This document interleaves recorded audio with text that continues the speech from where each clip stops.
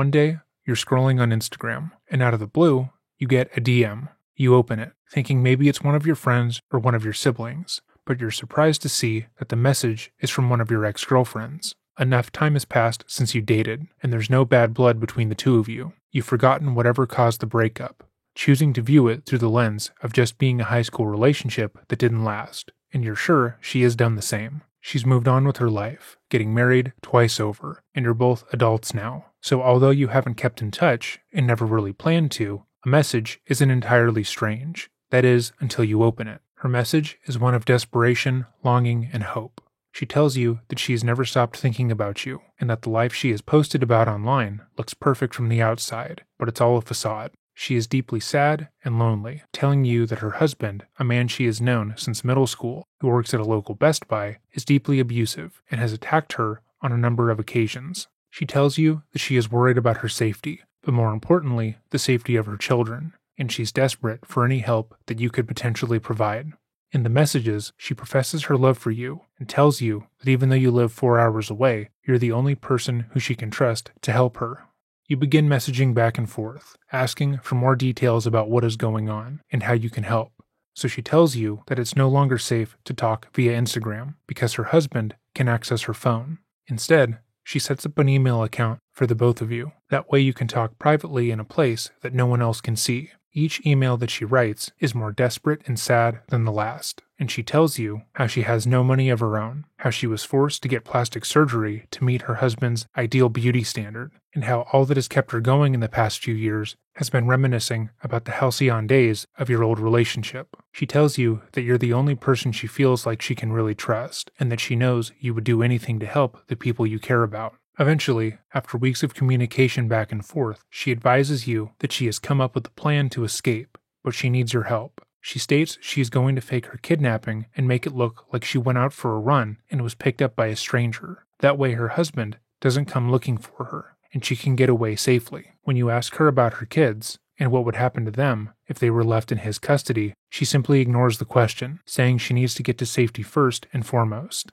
She tells you to get a friend to rent a car for you, drive down to pick her up, and then hide her at your apartment. After weeks of hearing about how horrible her life is, how she's been in and out of the hospital for years, and how the police are friends with her husband, you feel obligated to help her. You promise that you will follow her instructions to the letter, and you do, only to be interviewed 4 years later by the FBI on suspicion of kidnapping. Welcome back to another episode of Dreading, or if this is your first time here, welcome. Today, we are going to be going over the interview of James Reyes, the man who admitted to helping fake Sherry Papini's kidnapping, and how he turned on his ex-girlfriend. This video was highly requested, and given how very unique the situation is, looking into James's reasoning and his own psychology was incredibly interesting. As always, if there is a video you would like to see us make on this channel, or a case you would like to bring more attention to, email me at dreading.official@gmail.com. My brother and I are constantly responding to emails, going through your recommendations, and adding more to the list, and it's our hope to get through every request that we can. With that being said, let us begin.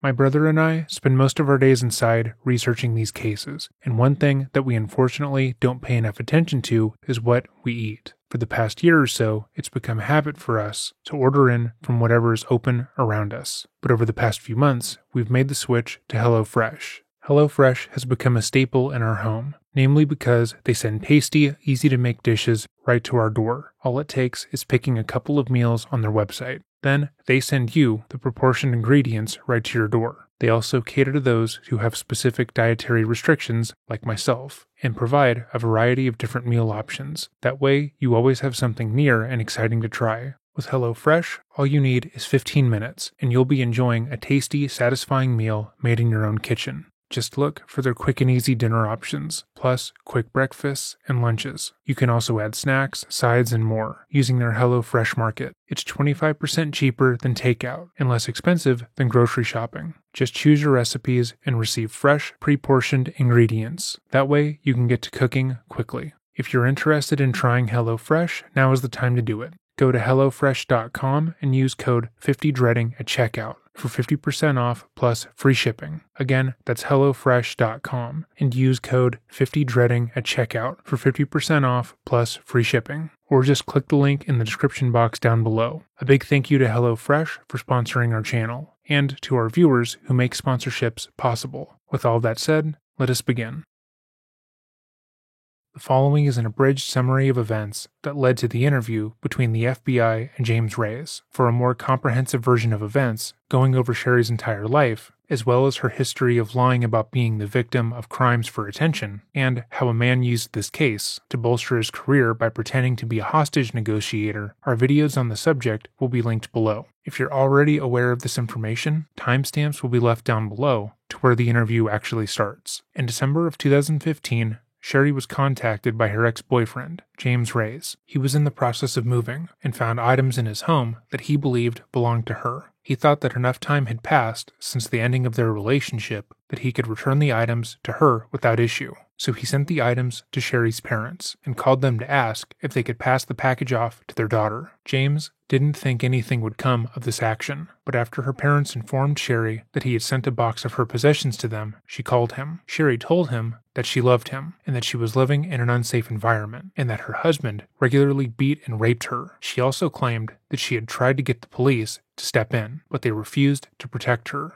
James was shocked at the claims, as everything Sherry and Keith Papini had posted online looked perfect, and she was sobbing on the call, going into detail about how horrible her husband was to her behind closed doors. On this call, Sherry told him that she had come up with a plan to escape her husband so she could be with him. She said she had been saving some of her cash to leave and make a new life for herself, and planned to send him money so they could continue to communicate without her husband knowing. She also set up a joint email account for them to write to each other on. They stayed in communication for months, with Sherry routinely telling James that she loved him and wanted to be with him. And during the summer of 2016, when James was in the hospital, Sherry would send him a care package, which included the final part of her plan to leave her husband. The plan was for James to ask a friend to rent a car, drive to Costa Mesa, California, to Redding, California, pick her up at Starbucks, then drive to an area in her neighborhood and pick her up. The plan was executed on November 2nd, 2016, and James followed the plan accordingly. When he picked up Sherry, she laid down in the back of the car to avoid being seen and took a nap. For the next 3 weeks, with Keith Papini and the community in Redding, California, searched for Sherry, she stayed in James's apartment. She covered up the windows, making sure that the entire residence couldn't be seen from the outside, and had James go to Target, TJ Maxx, and Ross, so she would have newer things to wear. Sherry's declarations of love stopped once the two were in person. He slept on the couch while she took over his room, and mostly kept to herself. According to James, she seemed to be having a hard time dealing with the escape, and didn't want to talk about potentially going to police or telling anyone that she was safe. She also stopped eating, losing nearly 15 pounds while she was in his home. He would encourage her to eat, but she refused, often only eating half of a banana during the day, then saying she was full. Sherry would go on to cut her hair off, bludgeon herself repeatedly, and ask James to brand her skin, which he did. Shortly before November 2016, Sherry would tell James that she wanted to go back home to be with her kids. When James asked her if she was sure she wanted to go back to the man who had put her in fear of her life, she said yes, and instructed him to get his friend to rent another car for him. Early in the morning on Thanksgiving Day, he drove from Costa Mesa to Redding once more, and dropped her off on a road by the I-5 highway. He didn't ask her why she didn't want to be taken to her home or the police station, and it was only after he returned home and saw that Sherry was claiming that she'd been kidnapped by 2 Hispanic women who planned to traffic her that he realized the gravity of what he'd been a part of. Even still, he didn't want anything bad to happen to Sherry. He didn't know if she wasn't saying the truth because she wasn't safe with her ex-husband or because she was genuinely confused. And so, for over 4 years, he stayed quiet about his part of the fake kidnapping. It wouldn't be until 2020 when the unknown male DNA that had been found on Sherry's clothing following the abduction would be run through a familial DNA search that James's name would be mentioned. James's father had previously submitted his DNA to a familial DNA database like 23andMe, and when the DNA was tested, it was confirmed to belong to a potential direct descendant from him. An investigation into James's father revealed that he had 2 sons, one of whom dated Sherry years prior. With that knowledge, they collected discarded items from outside of James's home and tested them, finding the DNA inside matched with the DNA found on Sherry. The FBI was well aware that James had had some part in Sherry's abduction, given the DNA found in her clothing, but given the fact that she had lied and stated her kidnappers had been two Hispanic women who were intent on selling her, they knew it was unlikely that James had genuinely kidnapped his ex-girlfriend. However, they had no idea what actually happened. Had Sherry just been lying to cover up for James, who had actually kidnapped her? Had she run away to be with him? They had no idea. As such, they would be fact-finding this entire interview. The only thing they knew for sure is that he was involved. Before we begin, it's important to point out that when Sherry was initially made aware of the DNA match and that the FBI knew about James's involvement, she tried to claim that James alone was behind the kidnapping scheme. She repeatedly stated that she had no idea that James would have done this to her and was more than happy to falsely state he had kidnapped her and held her for weeks on end. When you listen to this interview, and the things this person says, remember, this is the man that Sherry was trying to frame as being evil. With all of that said, let us begin.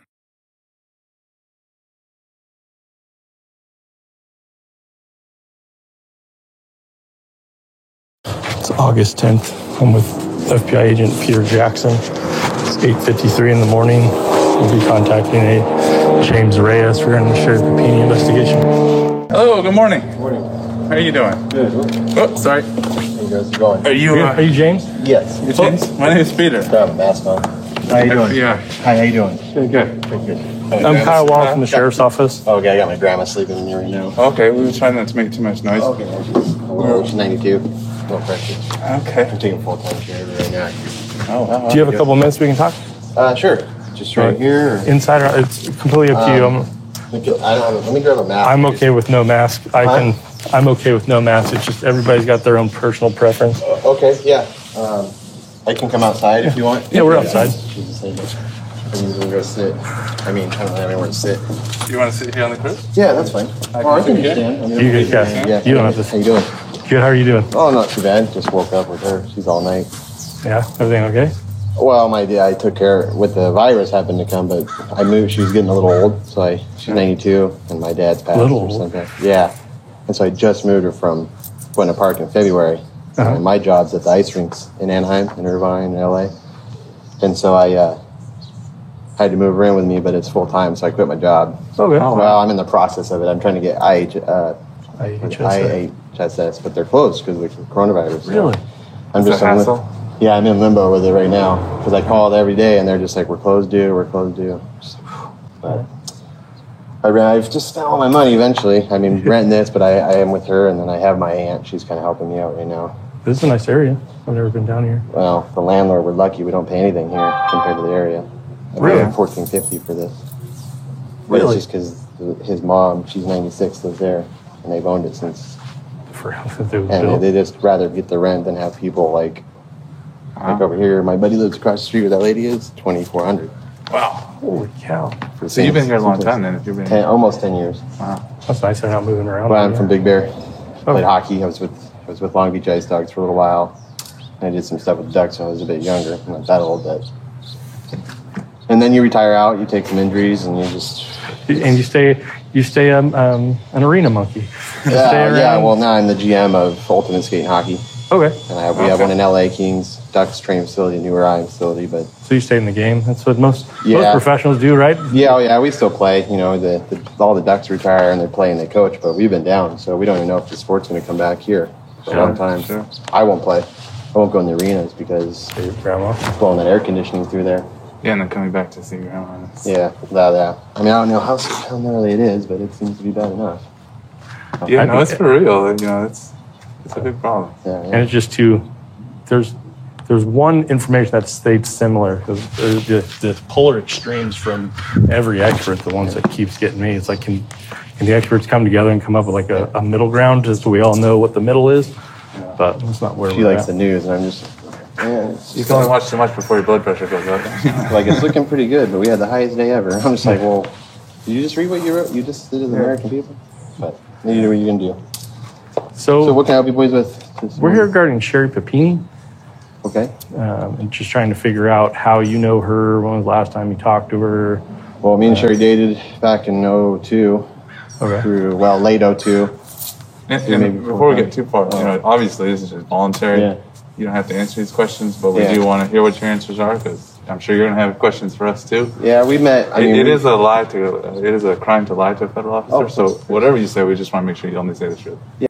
James has had a very simple, quiet life since helping Sherry. He hasn't spoken with her. He hasn't spoken to police. And as stated, he was the primary caretaker of his grandmother. That said, he is well aware of the fact that Sherry had destroyed any evidence of their communication, throwing away anything that tied them together out on the drive from Costa Mesa to Redding. She had also been extremely direct, telling him to destroy his burner phone and any evidence that they had communicated prior to the kidnapping. Because she was so thorough with every other part of the plan, she likely told him, should any law enforcement speak to him, he should deny everything. As far as he knows right now, the FBI are only speaking with him because they are going through all of Sherry's exes, and he's just a name to be marked off of the list.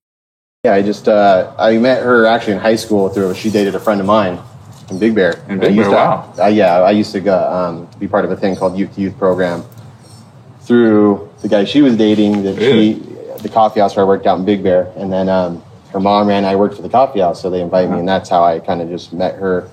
She dated my friend for a long period of time. Who's that? Matthew Ziss. Okay. Dad, Vic Ziss. He was a sheriff or a police officer in Big Bear for, 20 years or so. Okay. And then we were together for a few years. And then we grew apart. Just relationship-wise, late 2002-3 into maybe 5-6, because she moved back to Shasta, going to school, and we just kind of broke apart. I was playing hockey.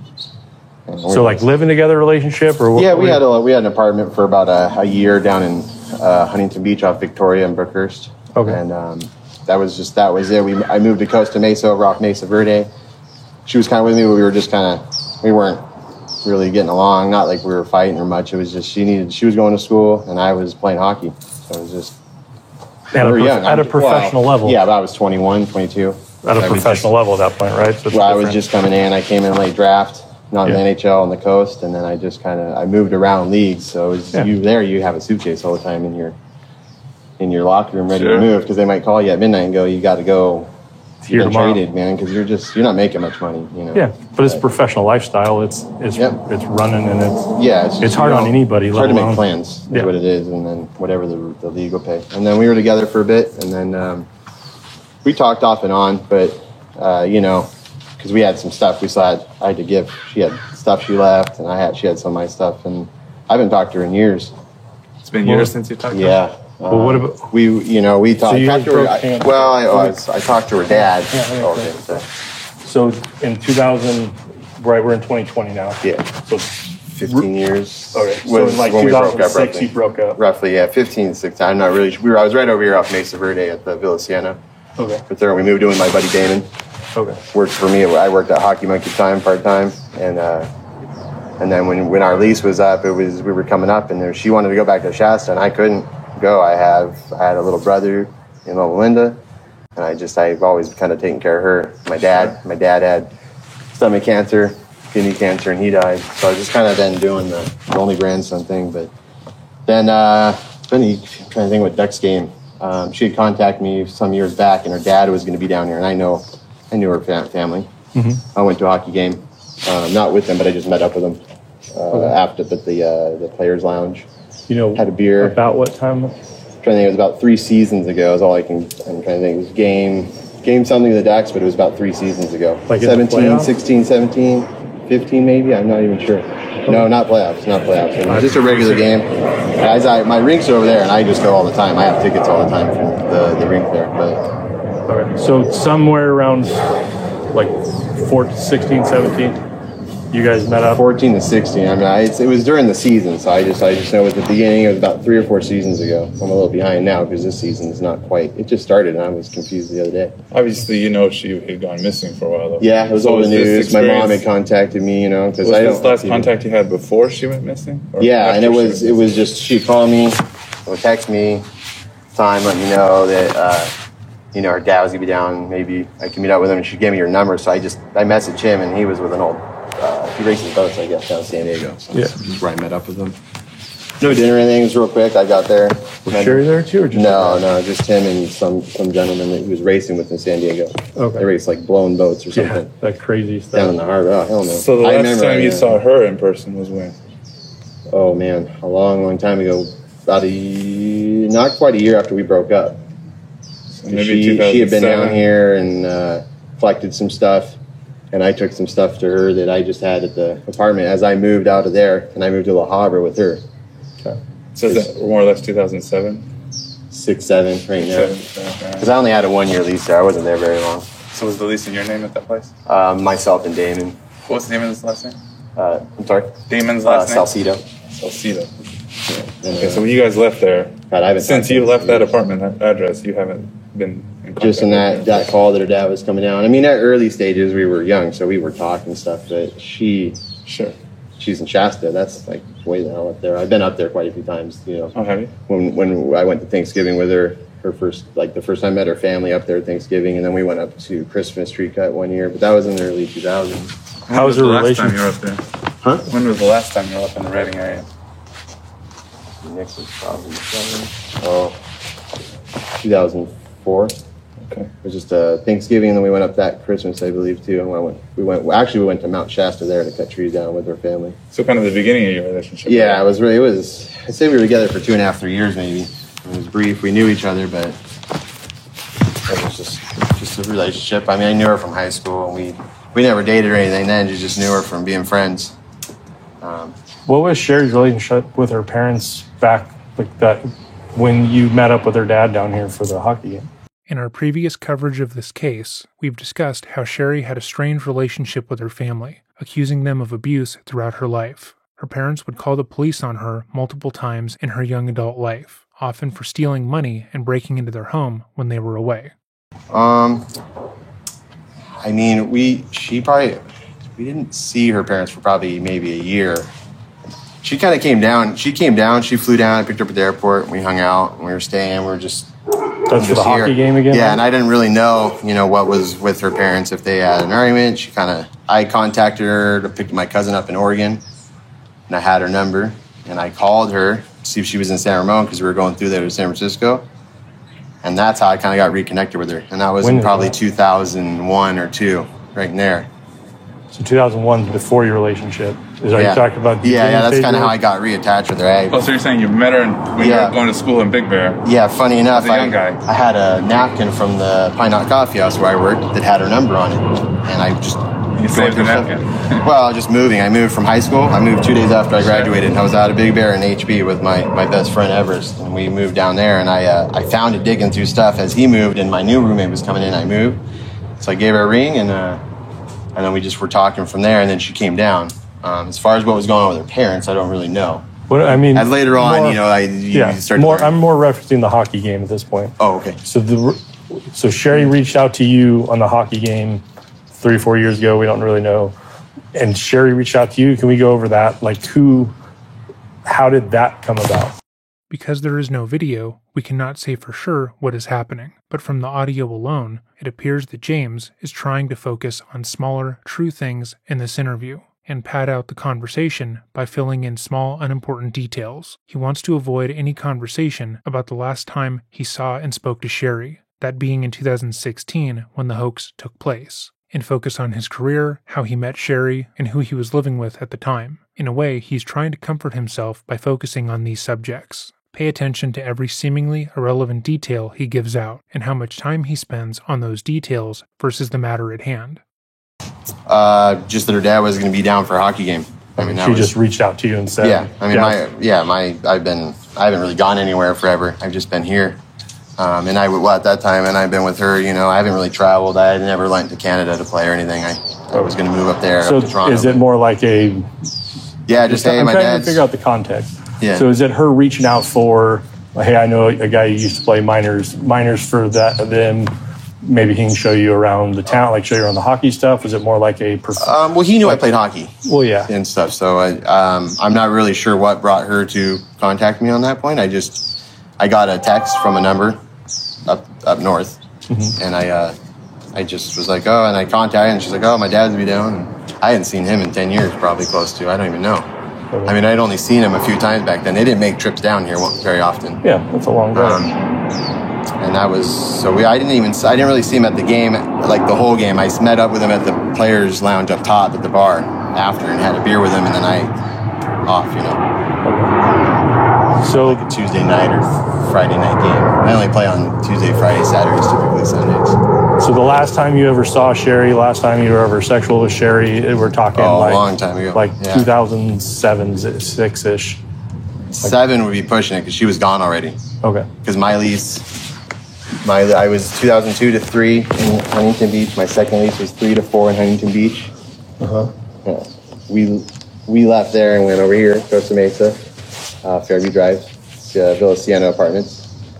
And in that time of living there with my buddy there and her there, she had moved. She was on the part of transferring up there. She went up, she would go up, and I think she started school, is what I thought she had started doing up there at the time. Okay. And then she'd come back down, pick up some stuff. So it was like a transitional period, Right. obviously, like most relationships. Right. And we So it kind of sounds we like had you were the- we had a car that was ours, but I had another car and I couldn't afford it, and I was like, well, just to pay for it, and because my uncle had actually loaned me the money, and then that kind of just fell apart after he passed. I just said, take it. I can't keep track of your guys' stuff up there and here, and that was right around that time. She was driving that car up and down. And that's all 2006, 2007-ish. Yeah, I wouldn't say 7, because 7 So I was already mid-2000s. Yeah, I was 5, 6 is when we were there. So then from there till 2014 to 17, if you before her abduction, right? That's what you like before her abduction. So that's when you meet up with her dad down in Orange County. Honda Center here. Okay. Did you give her dad anything? Like at that point, you guys just have No, I just a quick. We were there for maybe 45 minutes, if that. okay. So you guys didn't exchange any items or No item. so. I hadn't seen him forever, but we just talked about his boat racing, and I asked me what I've been doing, and I was going to be playing that, not playing that night. I was supposed to be in net that night as a backup, Okay. just due to I'm a relief. Not anymore. I'm too old, but we're on call in case the cap gets messed up and someone gets injured. They can't fly guys in anymore, so Okay. they pay us $500 and we suit up when you sit there. Just in case. Yeah.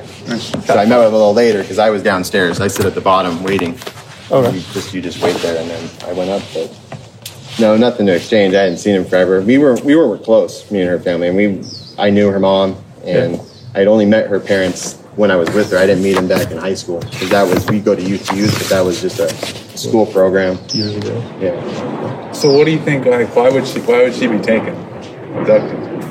I don't know. I mean, when we were together then, I know her. Every parent's had battles, but I don't really know if there was any mental issues. We grew up together as just friends, so you don't really get into deep stuff till later. And I don't really know a lot about her history prior to her family meeting. I'm not really sure. I don't know much about Northern California up there. Only a few times I've been to Redding. It's very kind of small. He said we haven't had contact. I don't know what kind of person she is much anymore. I mean, I know who she is, but I just don't know her. Do you have any family up there? No family. No. Yeah, all my family's here that's alive. I have very little family left, actually. My mom, my aunt, her, and I have a couple cousins in Florida. Okay. That's it. So you must have gone up there. No reason for you to go up there. And, Oh God, no. if it wasn't for Sherry, for another reason to go up there. And, No, I mean, I don't leave this area at all, man. I work 6 days a week, 60 hours a week, typically. Right now, I'm not. Now I'm just with her full time, but that's full time. And I may be moving to Arizona. My grandpa had a heart attack, her ex-husband, and that house is in my name, so I may be going there. Not yet. My aunt, we're dealing with him in the hospital. We can't go see him right now. So yeah. So I mean, it would be for a year. So if I try to go, I gotta sit with her, see how her health goes throughout the year. So we're getting to a point where we're here for a reason, Yeah, of course. right? So I'm from Shasta County. Oh, yeah. He's from the FBI office in Redding because we're the ones who worked her abduction case. Okay. And that's why we're here. Yeah. So we got here because we found some evidence that ties you Okay. to the abduction side of things, not from a haven't seen her in 10 years. Okay. As the officer tells James why they are here and basically states in plain terms that they know he's lying, James is completely accepting of their statements. He repeatedly affirms them and doesn't deny the fact that they have evidence against him. Usually, when a person is guilty, they will attempt to appear innocent of any wrongdoing. they will repeatedly rebut the officer's statements, claim that they are lying, or end the interview. But James seems entirely relaxed and completely at peace with the fact that the FBI is telling him they have evidence that he kidnapped his ex-girlfriend. Right? You haven't exchanged anything with her parents, and you didn't exchange anything at the hockey game? No. She'd sent me my team jersey back years back, because my team jersey, we were together and I gave it to her, but that wasn't from her dad. That was shipped to me. That was kind of her. Yeah, well, I asked for it, back then. I was like, hey, if you can send me anything back. But not all ex-girlfriends give your stuff back. So. No, but it was my team. It was my only professional jersey, and I had my signature on it. And I gave it to her as a gift, but I was like, hey, can I get that back? And just if you didn't get rid of it, if you don't want it, I want it.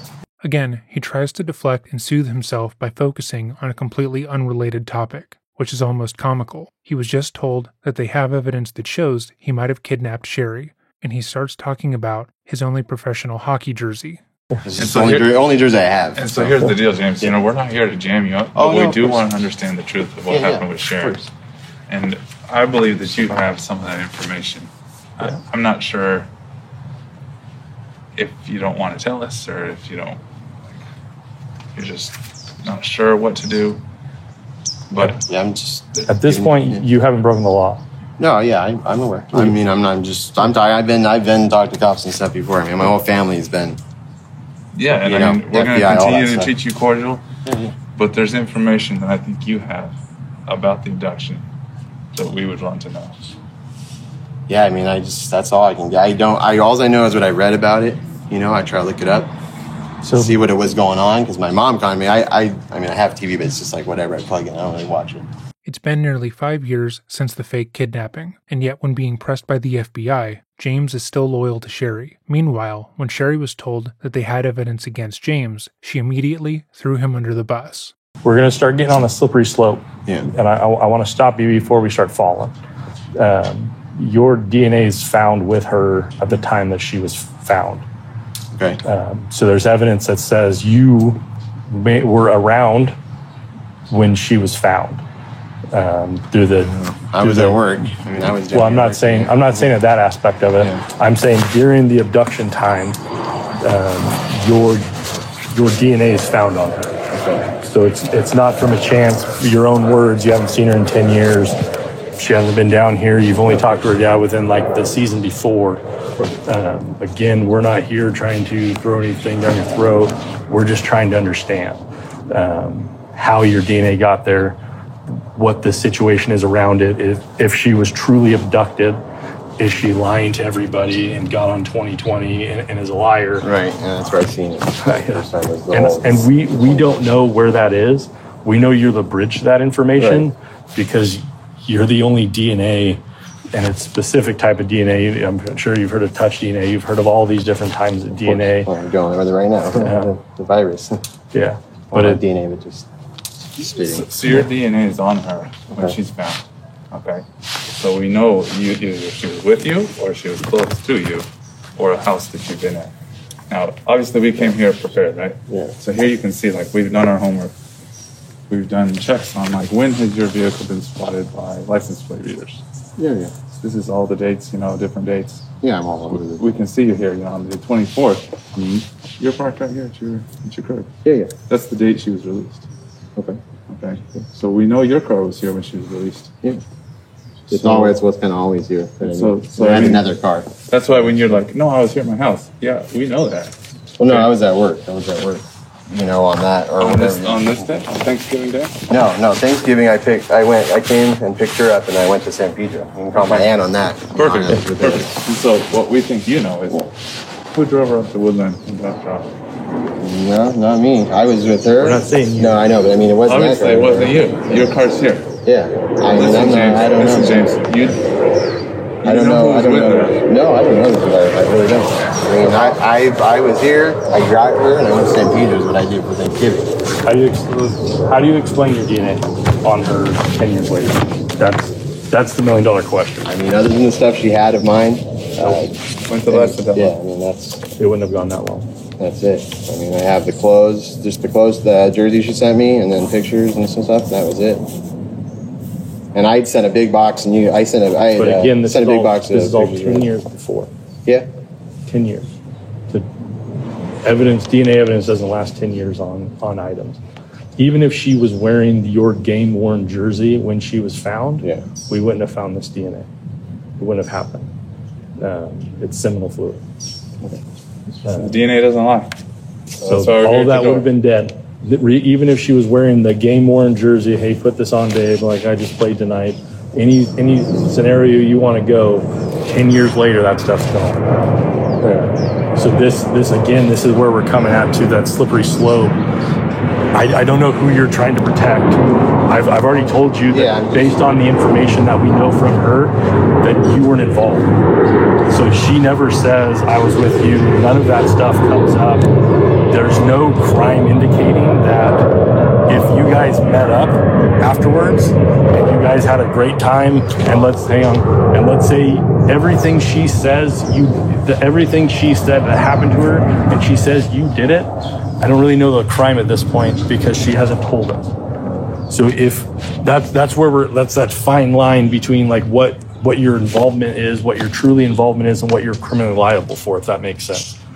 So she says something that whatever, she explains what happens to her. We continue on this route. We find your DNA evidence now that now makes us question everything. Right. So now we're here trying to figure out how your seminal fluid got on her 10 years later. And it's not a happenstance. It's not an accident. It's not an anomaly. This stuff it dies. So when seminal fluid dies, it no longer can provide DNA.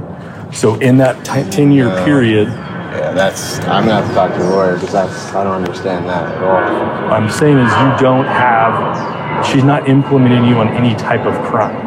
She hasn't said that you're the one that hurt her. She hasn't said that you're the one that like beat her up during all that time. No, I know. You understand. You're asking about like sexual stuff.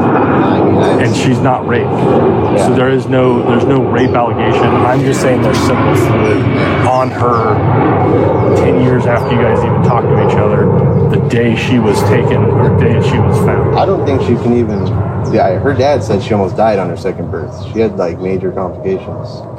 I mean, I think she's a fairly sick girl. James is literally unable to focus on what's going on because it's so stressful. He's being told in no uncertain terms that they have evidence that he was around when Sherry was kidnapped. They are giving him an out by saying that there is no evidence of wrongdoing and Sherry has not implicated him in anything, meaning that they are more likely to believe his version of events, and still, he doesn't turn on her. Instead, he starts talking about how she had a hard childbirth, which is not asked or alluded to.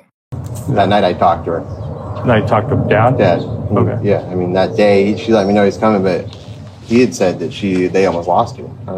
Yeah, but I think she's so small. Giving birth is small. She's pretty tiny. But, yeah, I mean, I don't know, man. I can get back to you or something. I mean, I got to talk to the lawyer. It's a little weird. What do you mean?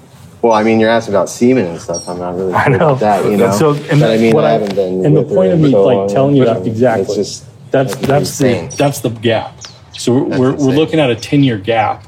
That right? If you guys were dating and then something happened and then like that natural progression, we would have been, hey, we found some stuff on your shirt or whatever, which is normal. That's a normal relationship thing.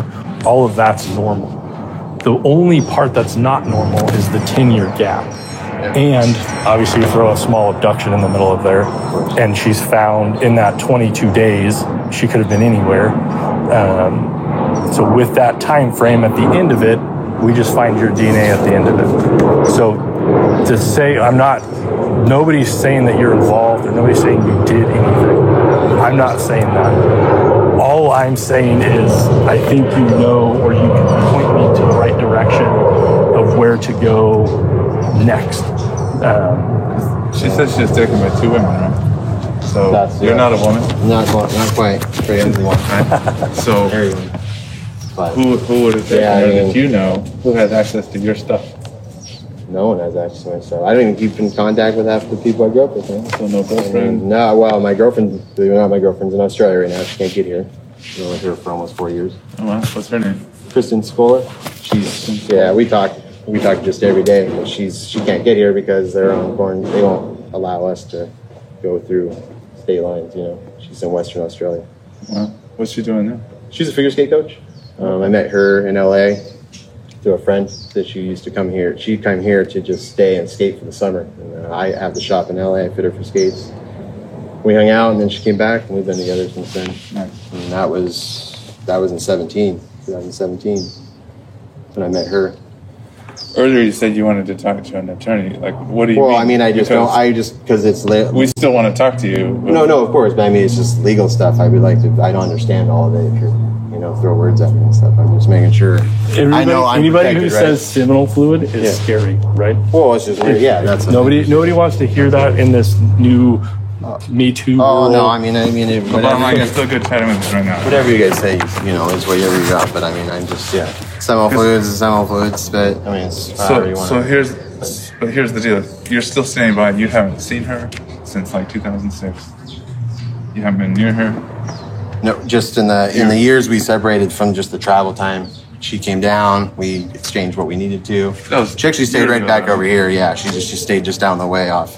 But nothing since mid 2000s. No, that was it. Other than talking to her, throughout the time, and her dad, a text. Her dad's gonna be down here meeting up with him. And you're saying you had nothing to do with her abduction? No, I was surprised as you guys because I mean, You don't know who took her. You don't know where she was held. I know. I seen online they were talking to someone. Only people I know on the East Coast from that stuff, and not only did I know out there that she knew was Matt, but he's in Chicago. Crime circus. That's Matt Zitz. That was her first boyfriend, and that's the only guy I know East Coast that I know of.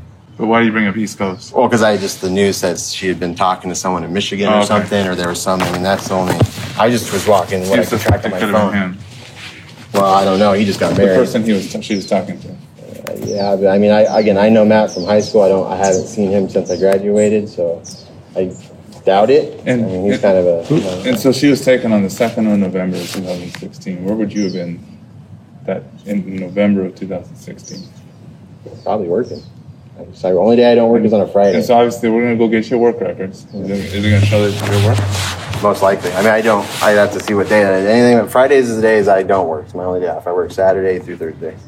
I work either in my LA shop. I work Ultimate Skate. Ultimate Skate and Hockey. I either work in LA, Anaheim, or Irvine. I haven't been in LA for about a year. Do you guys do time cards, or how do you guys do time? Yeah, my boss does the time cards. Well, the owner. He's the owner. I'm the boss. Is it like a punch card thing, or is it like a written down? Well, he has an accountant. He does that. It goes to the accountant. Yeah, I just didn't know. Like some people, you have to walk in like on the wall. No way. He's old school, man. Well, I'm on salary, so I don't clock in. I'm just. What's his name? Sandy Steinler. Sandy. STEINLER. Well, I might add his Samford, but he goes by Sandy. Okay. I mean, if you. Well, obviously, we're gonna go check with him. So who show you? He'll be either in Irvine or Anaheim, probably. So SUVs, like big SUVs, are pretty rare down here. You don't see very many of them. So my cousin, big SUV, or the big truck. The Prius, and the toy hauler, and the big excursion, and the work trucks. So, who do you know that has like bigger SUVs around that time frame? So your cousin? He has a big excursion. It's right there. You're talking about Robert? Robert Doty. Robert Doty? Yeah. Junior. Yeah, there's three. There's Junior. There's little Junior and Senior. My uncle's way out in the desert, and then that's Junior and his boys there. But he's on his way back probably now from Ukaipa. They got they have their grandma in there, and she's on hospice. She's dying right now. What kind of SUV does he have? The Black Excursion. It's we have to move on Thursday. It's parked somewhere. I think it's right out front here. Big one. I can walk you down over there if you want to see it. I don't. It's either over here or over here. I just know. We could take a look at it. Care about everybody.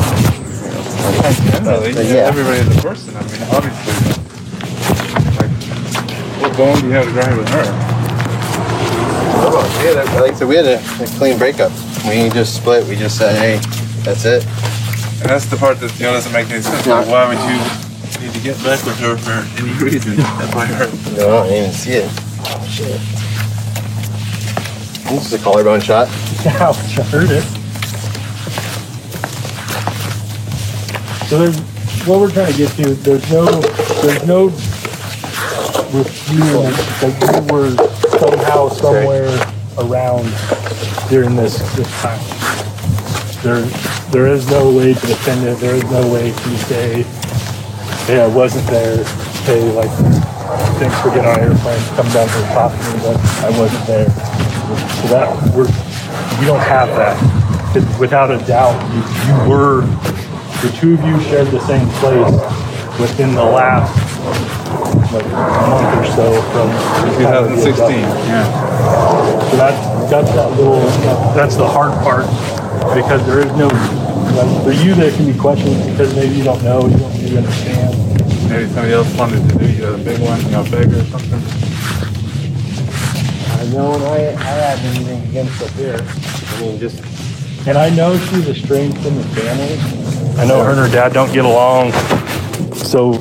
Yeah, I mean, like I said, they had their arguments when we were together, but there's nothing dramatic like that. Yeah, but then they got like not invited to Christmas. Like there was like a big family fight. Well, her mom was more the one that would be a little crazier sometimes at moments. So in 2016, obviously they know your number. Would they have wrapped you up into something like, hey, can you help us out?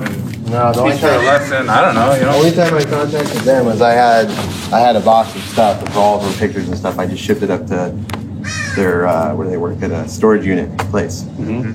And that was just a bunch of pictures, stuff that I had up in the cabinet, and I just shipped that out for my work here. How long ago was that? I was back 14. I was here already. It's just I moved it. I called them up there, let them know there's a package coming up.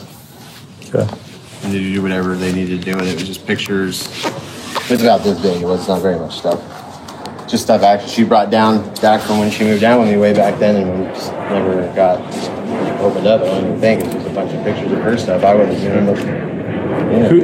Who do you know that lives like more of a rural area? Have like a gravel driveway, like a raised foundation, more like a mobile home. Who do you know that lives like that type of area? Yeah, lifted area? Sorry, rural.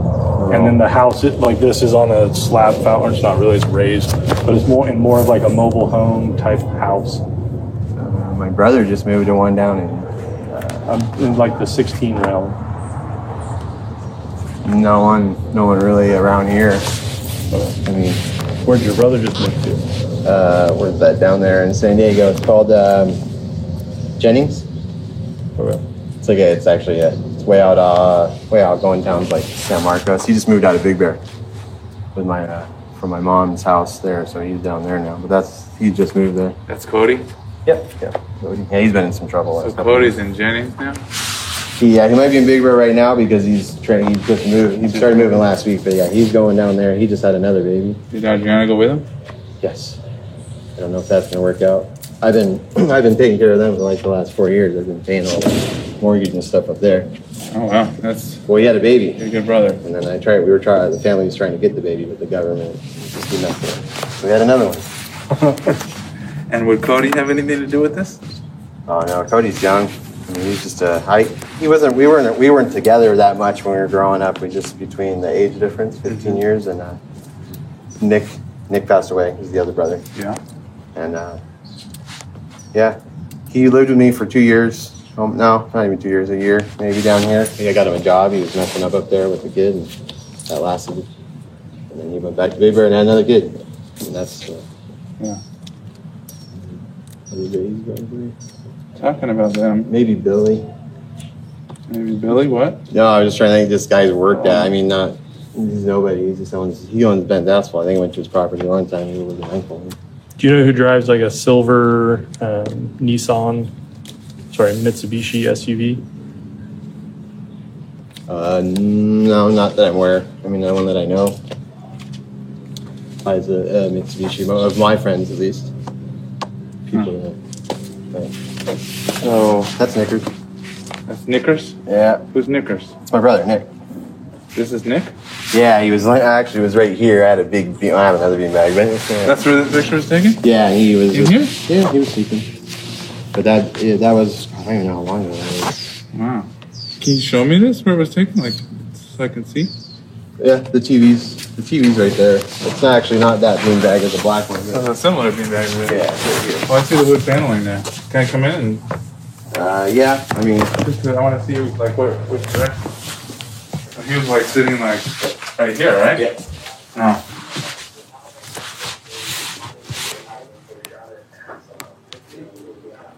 Okay, yeah, this for a second. I have to take her potty. I have to pick her up. Sure. I have to pick her up and put her in the bathroom. That's a full-time deal. Yeah, this is hers actually. I just moved this when I moved, but there was mine. So coming back to this picture, this is your deceased brother Nick. Yeah. He was just hanging out, and so you took this picture? I don't think so. I'm not even sure. Maybe. I know it's a long time ago. That was when I first moved in here, and then he moved in a year or so later after he graduated. So I'm sure.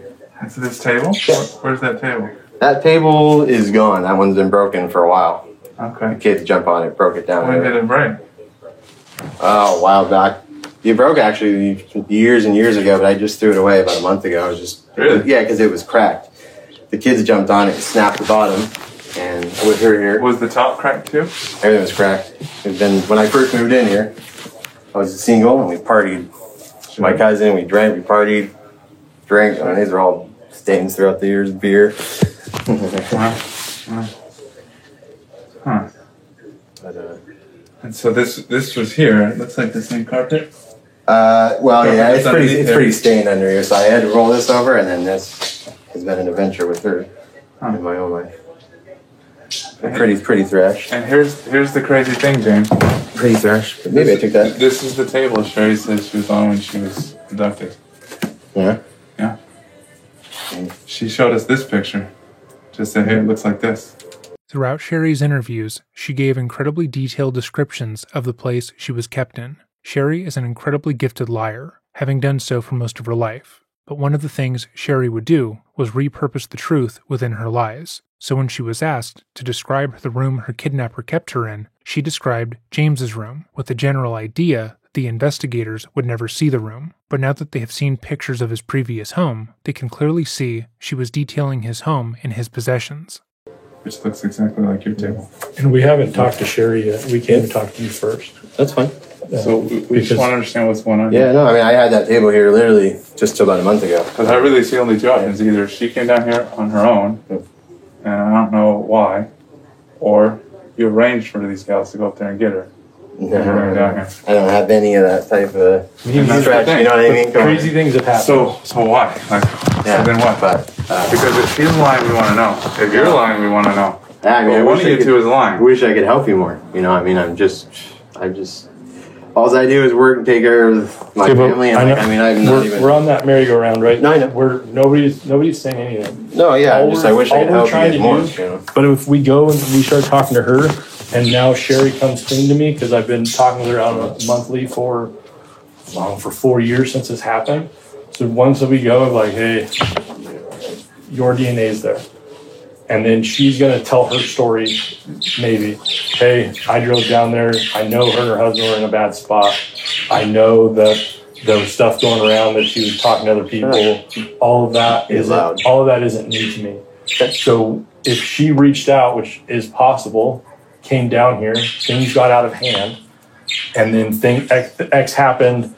She came up with this story. She got taken back up there. However, she got back up there. I want to limit like your fear of your involvement.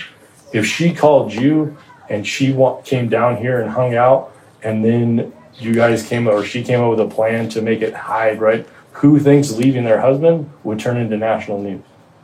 I wouldn't. If you just up and left Habits all day long. Right? if you just up and left business all grandma for a month or so. Oh shit! Oh yeah. Oh, I leave them in here. Oh, for the bird? No. Yeah. Kill the black widows so that they don't get hit. So yeah, here's the deal. Like, right? We're straight shooting with you. We want to know what happened. This is your one opportunity to now's your tell chance. us your side. Because I'm going to go back up. I'm going to talk to her tomorrow, and she's going to tell me what happened. Because there's now irrefutable problems. So before we were on the I don't knows, I don't know where she was, I don't know who was there, I don't know this, I don't know that, I don't know this. Now I have an idea of where she was because of that picture. I have an idea that you were there because of your DNA. So the story of I don't knows is now getting this small because I believe she was here for a portion of that time, not the entire time, but a portion of it. So she gave us this amount of information that was true, this amount of information that was true, to keep to keep the story up. She was on 2020. She has to save face, right? She has to. Of course. You don't.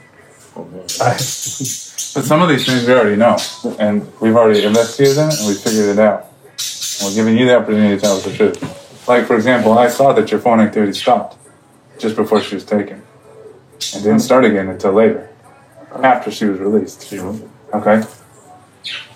So why turn off the phone for that long, right? Yeah. Exactly. Nobody knows, but you know. You know what happened. And now's your opportunity to tell us. Yeah, I don't have much for you guys, you know. Oh, shit. There you go. Where'd you fly? Damn it, Jack. Can I grab him real quick? Absolutely.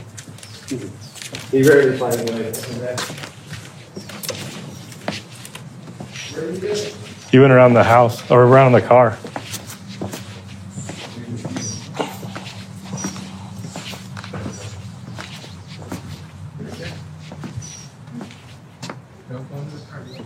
Do you need help?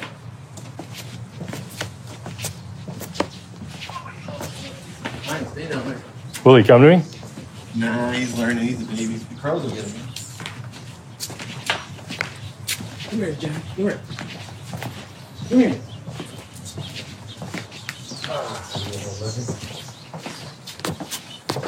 So like a parakeet? What is it? Lovebird? Australian budgie, actually. Which is a parakeet. I mean, they're so overbred. These are rescues, though. Someone cut their wings really bad, and I cut their blood wings, and I took them. We're rehabbing them because it's all chopped up. Where do you want me to stand so you can get him? Oh, he's right. Come here, Jack. Come on. Oh, yeah. Jack, come here. Come here. Do you want me to make noise over here? Will this help?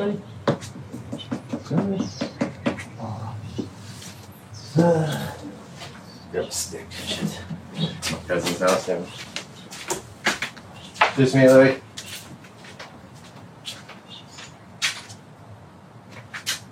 It's too heavy, man. I just need something to put.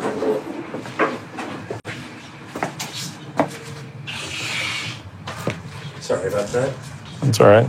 I tried shutting it. I left it 4 inches too big.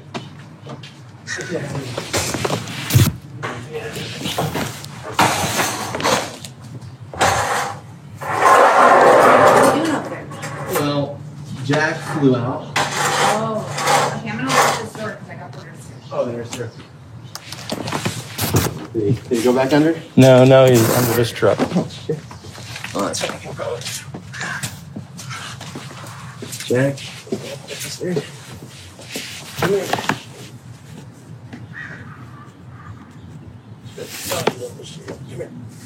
Oh. By that, you're gonna get eaten for sure, buddy. I was looking to be. Oh, little fucker. Where do you want me to go? Nah, he's right there. I'm gonna go get a hockey stick and maybe shoot him. So, I might just stay there for a while. like I said, I want to give you the opportunity to come out ahead of this in the back half of it. Because if she goes and plays victim, you got problems. Unless I'm jamming, just make sure he's running over here. So. If there's a viable explanation to what happened, it's better to come from you than from her, because we can get out in front of it.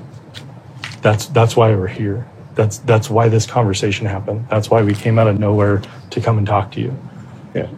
I want to give you the opportunity before things get out of hand, because the headline that your DNA is on her doesn't look good, doesn't sound good, doesn't feel good. Yeah. And that's only you. Only you can do it. I can't make you do it. I can't make you say what happened. I can't make you do any of this stuff. I just can't. I know you were around. I know that you were involved. Whether you want to tell me or not tell me, that's on you. But unfortunately, I have evidence that says you were there. I have evidence that says you were there. So when I go talk to her, and now she says X, but now she wants to make you as the abductor, wants to make you as the one who branded her, wants to make you the assaulter, wants to make you that covered her body in bruises. I can't help you then. Well, I understand. I understand it. So I want to help you. I'm listening to you guys. Just making sure he doesn't get into that yard just because there's that. He's fine. He'll just sit there. He's nervous. Yeah, makes sense. But he's not in that yard's savage over there. I saw that. Rats and stuff. So that's... You get to decide, but now's the chance to decide.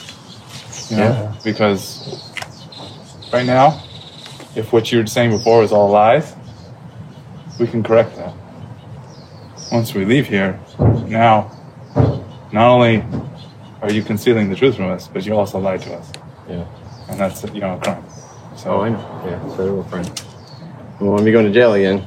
And you're providing for Nora, right? Yeah, it's my only grandma. You're providing for Cody like crazy, right? Now I broke him off because but yes. He'll be back. I've been dating He'll be back. I still take care of my mom and my grandma. Right now. Okay. So, I mean, you got a lot going for you. And I don't want to see you mixed up in something that has nothing to do with you if it doesn't. If it does, now's the time to get ahead of it. Say, hey, this is what happened. Yeah. I know. I mean, if I would want to be talking to a lawyer if I'm doing any legal stuff. I mean, I always just how I've ever done it. I don't know what legal stuff you're referring to. No, I mean, I'm just talking to like federal. You know what I mean? Yeah, we're talking about something that you have control over. Yeah. If you want to get a lawyer, we can meet you with a lawyer, and we're going to ask the same question. Yeah. Your client's of course, DNA is of course. on here. I know, I understand. Your client's your lawyer is going to go like this. What's your involvement? He's going to ask that. Yeah. That's a normal situation. That's not We're out going of to the keep putting realm. this puzzle together. Of course. You can help us fill it in right now, but whether you fill it in right now or not, we're going to get to the end. Yeah. And when I talk to Sherry later on, and now she comes clean or whatever, now I don't know. I don't have any answers. I won't be able to do anything. I'm just going to sit here like, well, Peter and I are going to have a conversation. Hop on here just because the nurse is here. I don't want to. Sorry. They're on hospice and work. We came and talked to James. He said X, Y, and Z, which we know is false. And now here we are. And now you're Got no up a creek. explanation for the phone, and you know your phone was off during that time. The question is, were you traveling with the ladies, or was it all them on their own? Or were there no ladies at all? Get one in there. I want to see you in the Oh, shoot. I read the bird Sorry. Does that have a stick or something you grabbed him with real quick? Are you willing to tell us what happened, yes or no? I'm gonna sit and talk, but I gotta grab that. Can I grab that bird real quick? Yeah, go grab the bird. Shut up. You don't have to. What's that? I'm gonna grab like a stick Go or ahead. something I can. Hockey stick, I can flip them up here with. You need help as a blocker? Or? Nah, I'll shoot him. No, I'm just kidding. What did I put under her car?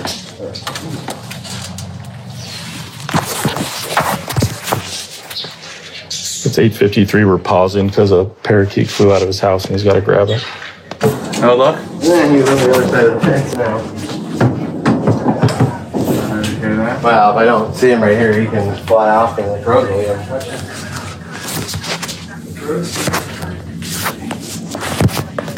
You come over here and do it. No.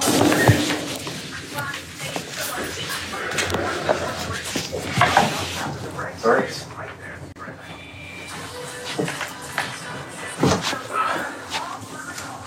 Sorry, guys. That's all right. It's a lot better than a lot of houses we've been in.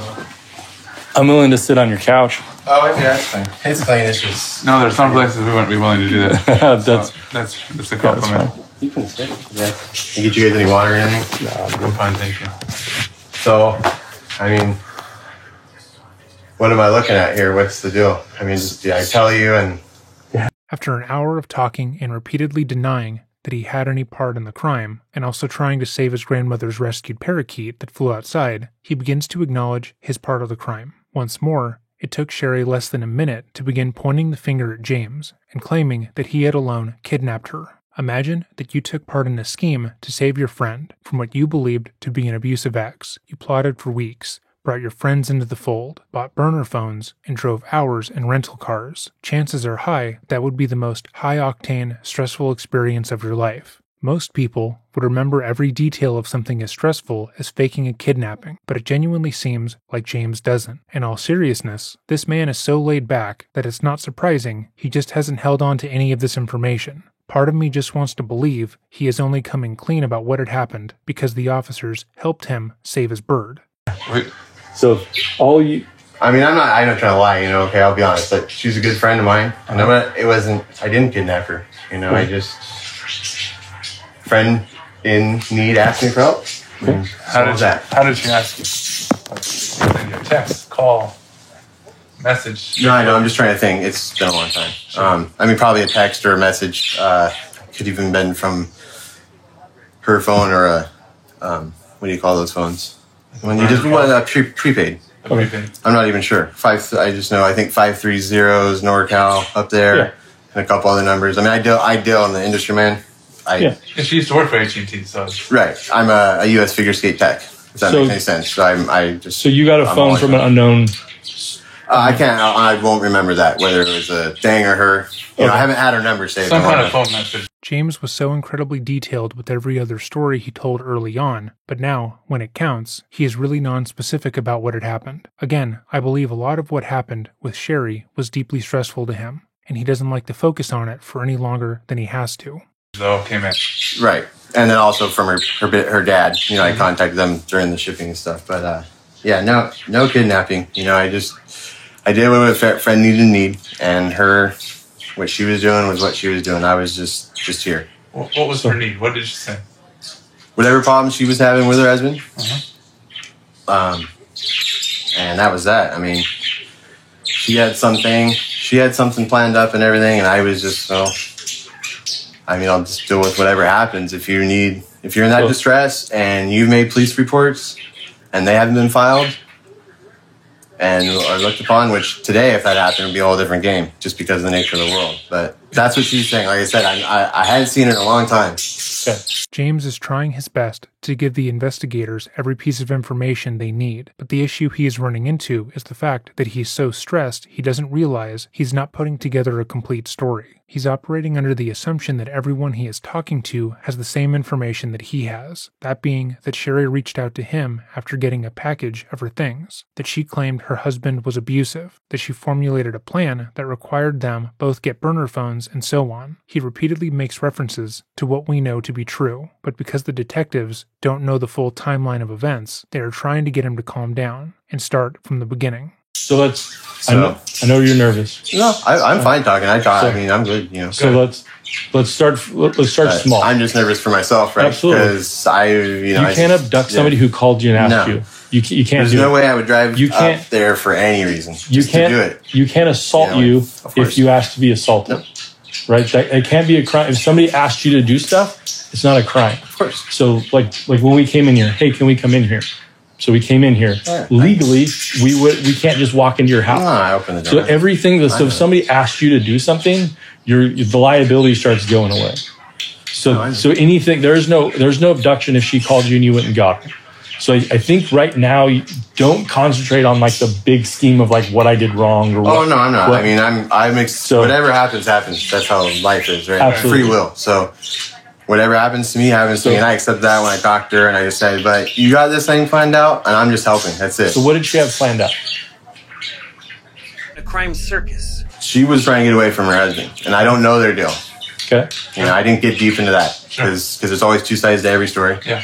So I don't know. Your husband beats you. Your husband raped you. You didn't want your kids. I don't know what her deal was, but that was just a friend calling me, and I'm like, well, I'm What doing your it. understanding was that's what she was saying. Is she was That's what I'm wanting to get away going from for. him. Yeah. She was having a hard time. When I know very little about them. I knew she got married when she got married. I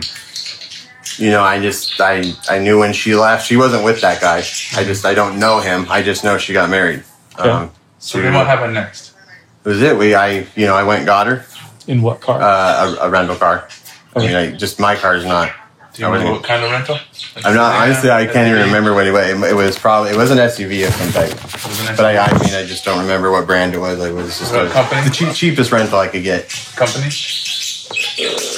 Enterprise, maybe. It's honestly, it's back here in the airport. It was, it's over by John Wayne. It Sure. could be Enterprise. If I actually drove down there, I might actually know where it's at. I know the area. I just don't know. So you rented an SUV, Yep. maybe an Enterprise. Yes, it's a rental place. I mean, What color is it? I could probably find exactly. It's over by the airport. It's just down Red Hill and like back off maybe Alton. We might do that later if you have time. I'm not sure. We'll skip over it now. I would be not ideal if I couldn't. Do you remember the color? I could be white or silver or gray. I can't really remember, but I mean, Light color. it was a lighter color car. When you drove there, how did you drive there? You mean like the route? From yes, let's not. I don't know about I-5 up. Did you know where she lived, or how did you find her? No, she with GPS, she gave me her information. The address and you just punched it in. Well, I didn't go to her address. I never went to her. I don't know where her house is. I still don't know where it's at. I know it's down. I went down a road. Like a dirt road, or what kind of road? No, I didn't go down a dirt road. I went down a paved road. Okay. It's like a main street. I'm not even sure what street that is. Okay. Because I just went at the time the area I was at. But like, how did you know to get there? Is that? Yeah, she messaged me, but I don't know that. I can't remember the street. Okay. That was the first time even when I went to Reading with her. The only places I had gone back then was to her parents, into the town, and that was a long time ago. Coffee or something, and then the second time we went up north and cut trees. But I don't really know Reading that well. I'd only been there 2 or 3 times with her. So you didn't go to her residence. You went to some street, met her there, Right. and then what happened? Just picked her up. Obviously it was she what she wanted me to have do, like how she wanted me to pick her up. I mean, I wasn't anything crazy. I just Pulled over. stopped the car. Was there a road? Yeah. Did I go up any road? No. But to this day, I don't know where she lives in Reading. I know she's in Reading. She didn't give me any. Did you even get out of the car? No. So you unlock the door, she gets in. Yeah. Front seat, back seat? Backseat. Back seat. Then what happened? Just the drive. The drive time it takes forever to get down here. Straight back? Straight back. Yeah, I had to work. So- I didn't have to work. Can I show you a map of the area? Would it help? Like It could. I Maybe. mean, So it's like, while he's pulling up the map, it's like 8 But hours. it was. I wouldn't say I was nervous, but I mean, I drove. I got off work. Uh-huh. I got up at. I don't know what time I got up. I was gonna say, it had to been early to get up there by then. Yeah, I've done that drive to Oregon before and stuff, and like you get traffic. I just did the drive yesterday, so I know what it's like. Well, LA County. It doesn't matter what Yeah. day. Hardest time getting out of the city. I leave 2 hours from here to go to work at the King's training facility, Man. and that's what. So But you so get that was there just early in straight the back. morning? Yeah, and that was. She gets in the car, you guys drive straight back. Yeah, that was. Long That was drive. that. Yeah, I mean, I drive back. And then come back to where? Here, my house was thrashed at that time, and I Party house. Well, yeah, I didn't have a girlfriend even. It was just my cousin. I mean, we just raged. I had buddies living here and there, and not that time, but So you and Robert just kind of partied and... yeah. I mean, I moved down here, and it's just Yeah. that's how you get going. Sure. He's still partying. He's probably hungover right now. He's a So this is the general area where she lives, back in here. So that to me looks like if I just turn maps on. I mean, I'm not saying you don't know. I just that doesn't. do you I don't- want like street view, or how would it help? No, that okay. That's that name's familiar. I think that's the road I was on. Union School Road? No. I mean, maybe that. I came. What's the other one? I don't even know what freeway I was on at that point Old Oregon because Trail? I did get lost going up there, and I drove like 2 hours. On accident? I think going towards Tahoe. I don't even know. Did you drive through a little city to get to that point, or did you get to like pull off on the highway and drive up a rural road? All the way up there, I drove straight on a freeway. I'm not sure I-5 all what. the way up, and then you get up I-5, and you're pretty close to where you picked it up. Yeah, that road sounds familiar. Old something, but I don't know if that's the road I picked her up on. I know I had come off. There's a Motel 6, and I off the side of a freeway somewhere, looking like maybe it's more of a truck stop, Motel 6, and there's a gas station right there where I got off. And I know I went through just at that point. I was like, it was paved over there, but there were some just houses off the side, and it became pretty windy and open there, where there were houses. Country But area. yeah, oh yeah. Okay. Oh shit, the other bird. Sorry, guys. Where's He's on the other side of the fence. the little guy that got out? Yeah. He tried coming home? No, Or I don't know. Yeah, he's over maybe in their yard. I don't even know if he's still there. I'll look. Well, at least down. he came home. No. Well, he's not over there. He's over there. But I'll look over. He won't go anywhere. He's scared. Okay. So, for a minute. so she messages you on a phone that you don't know anything about, right? You just get a phone, you get a message. Well, no, I mean, we talked and stuff. I just go, okay, and Because she needs your help. I mean, I knew, I was like, everything's legal when it comes to anything. I was just like, oh, and then I just told her, I said, whatever, I mean, I'm doing you a favor. Do you know Is that why what she it put her phone down like the way she did? James, being so completely laid back about this entire ordeal, is making the investigators work extra hard. Usually, when someone confesses like this, they will go through what happened in a structured timeline, giving their side of events, and only pausing when the police ask questions or ask them to elaborate. James is the opposite. James will say something extremely vague, with the idea that they know what he's talking about. Even now, when they're asking him to walk them through how Sherry was branded, whose idea it was, and why it happened, he is almost cartoonishly vague. I don't know how she put it down so much, but like I said, I came up on the road and she was coming down the road. So I don't know at which point any of that had happened. Okay, so you don't know about I was there, and I stopped and I grabbed her, and not meaning I got out and yanked her car. She got in the I car. pulled up a seat and got in. Okay. And then you guys immediately drove down. Straight down. I mean, a couple stops too. Did Grab she stay in coffee. the back the whole time? Yeah.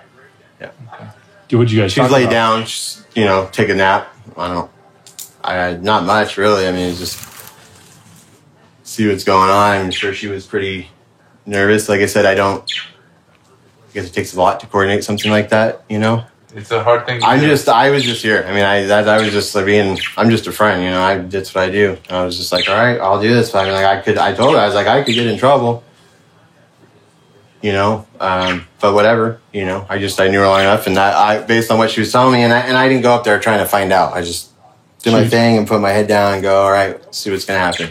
Okay. I don't know. I thought there could have been a plan. She said she reported things and stuff wasn't getting taken care of up there. And not that I was going to take care of everything, you know what I mean? I know. Yeah. But you were there for in need. Yeah. You go up there, you guys arrange. She arranged, I just kind of agreed. Like, all Do you right. have any of those old messages?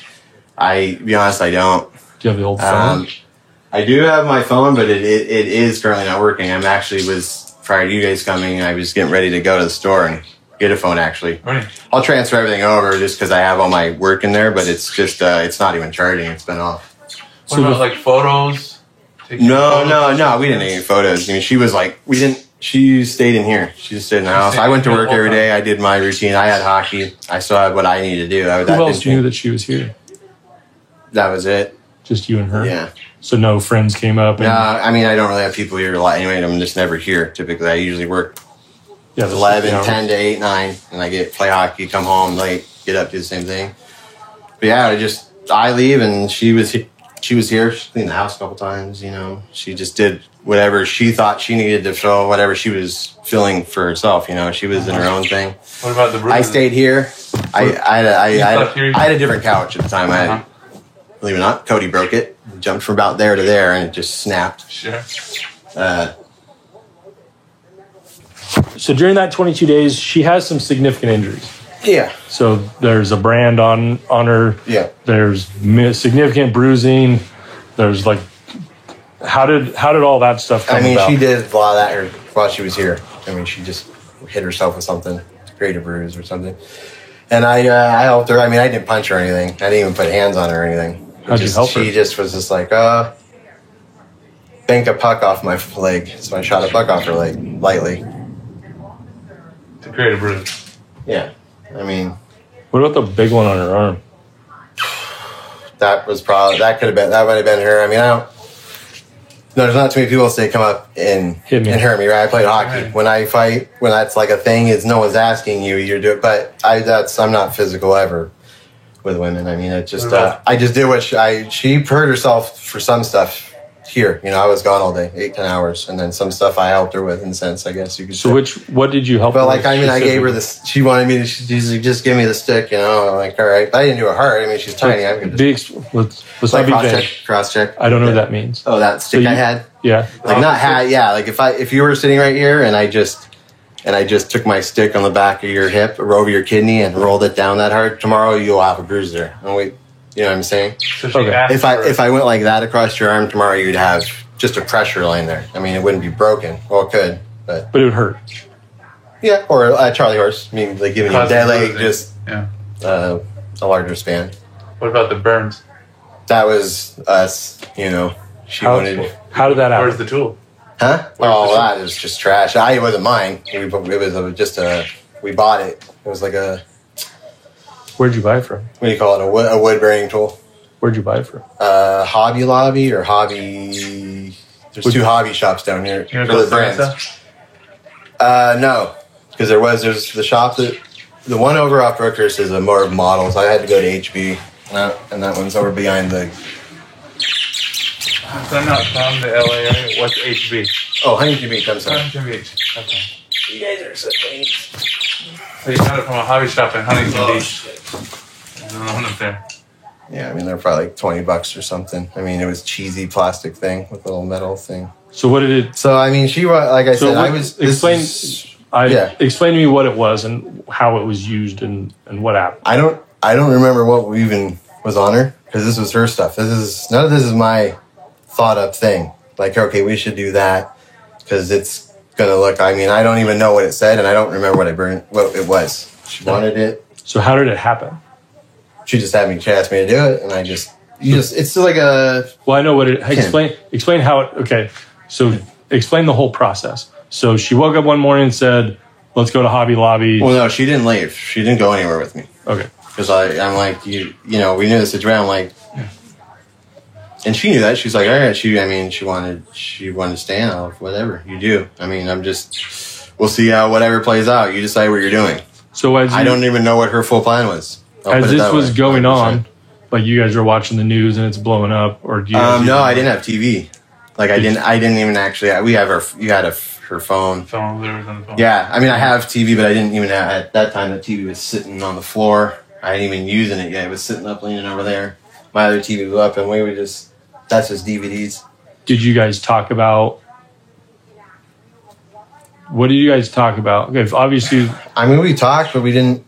wasn't I mean, it's like, what anything am I going to ask you? Like, you're already in there with some weird situation here. Like, and that's not what we said. I mean, I wasn't putting pressure on her. You know, like, I don't know where her thought was with this. And so we didn't really talk, like, okay, what's the plan next? You know, like, am I leaving you? You know, everything was there was spur of the moment. I can almost guarantee that everything was not as spur of the moment as he believes. Again, for most people in this situation, they would be asking questions, getting more details, and trying to assess if Sherry was being honest with them or not. James is not like most people, and seemed to take Sherry at her word. In some sense. Not all of it, but it was just, the idea is this now, and the idea is this now. Did you keep any of her clothes? No. Did you keep any insurance? Right. So if somebody asked you to do all this stuff, and now you see the news is blowing up, everything's going crazy, did you keep anything to say that this is my involvement? And is there anything? No, because I wouldn't say there was a lot of stuff. You know what I mean? Well, I mean, she tossed that stuff. You know, Is like there- get rid of it, get rid of it. I'm like, all right. I mean, She it's told you to get rid of which stuff? like the little. Oh, I was gonna keep the little burner on just because I was like, well, I'll work on wood or something. I mean, it's You paid for it, right? tool, but she's like, and toss that. I mean, it wasn't a lot of. Oh shit! First coming up. Oh, I almost smashed him. Sorry, that scared me. What you doing,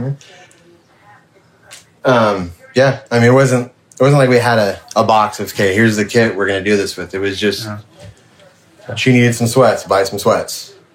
It wasn't like she wasn't like starving or anything. I mean, she just whatever she was like, get this, you know, if I did. She would send out to you and get stuff. But it was like cleaning stuff too. I went and shopped. We were like, can you get stuff to clean? I mean, it was just, and then you then come back as with she the got wood? closer to her, whatever we were doing, whatever she was going to decide to have me do, then I would go like, yeah, I would. But it wasn't a lot of stuff. It wasn't like I was running around buying stuff all the time. I was just on random occasions with her. Okay. So I wasn't here very long, obviously. Right. So So I've been just going off I'm on sorry. tangents. And, I'm sorry. And it's my fault because I'm just trying to wrap my head around this because it's unique to say the least. It's a mess. So she gets here. All you know of the Redding stuff is that she's in a bad spot with her husband. Yep. She's just coming to figure stuff out.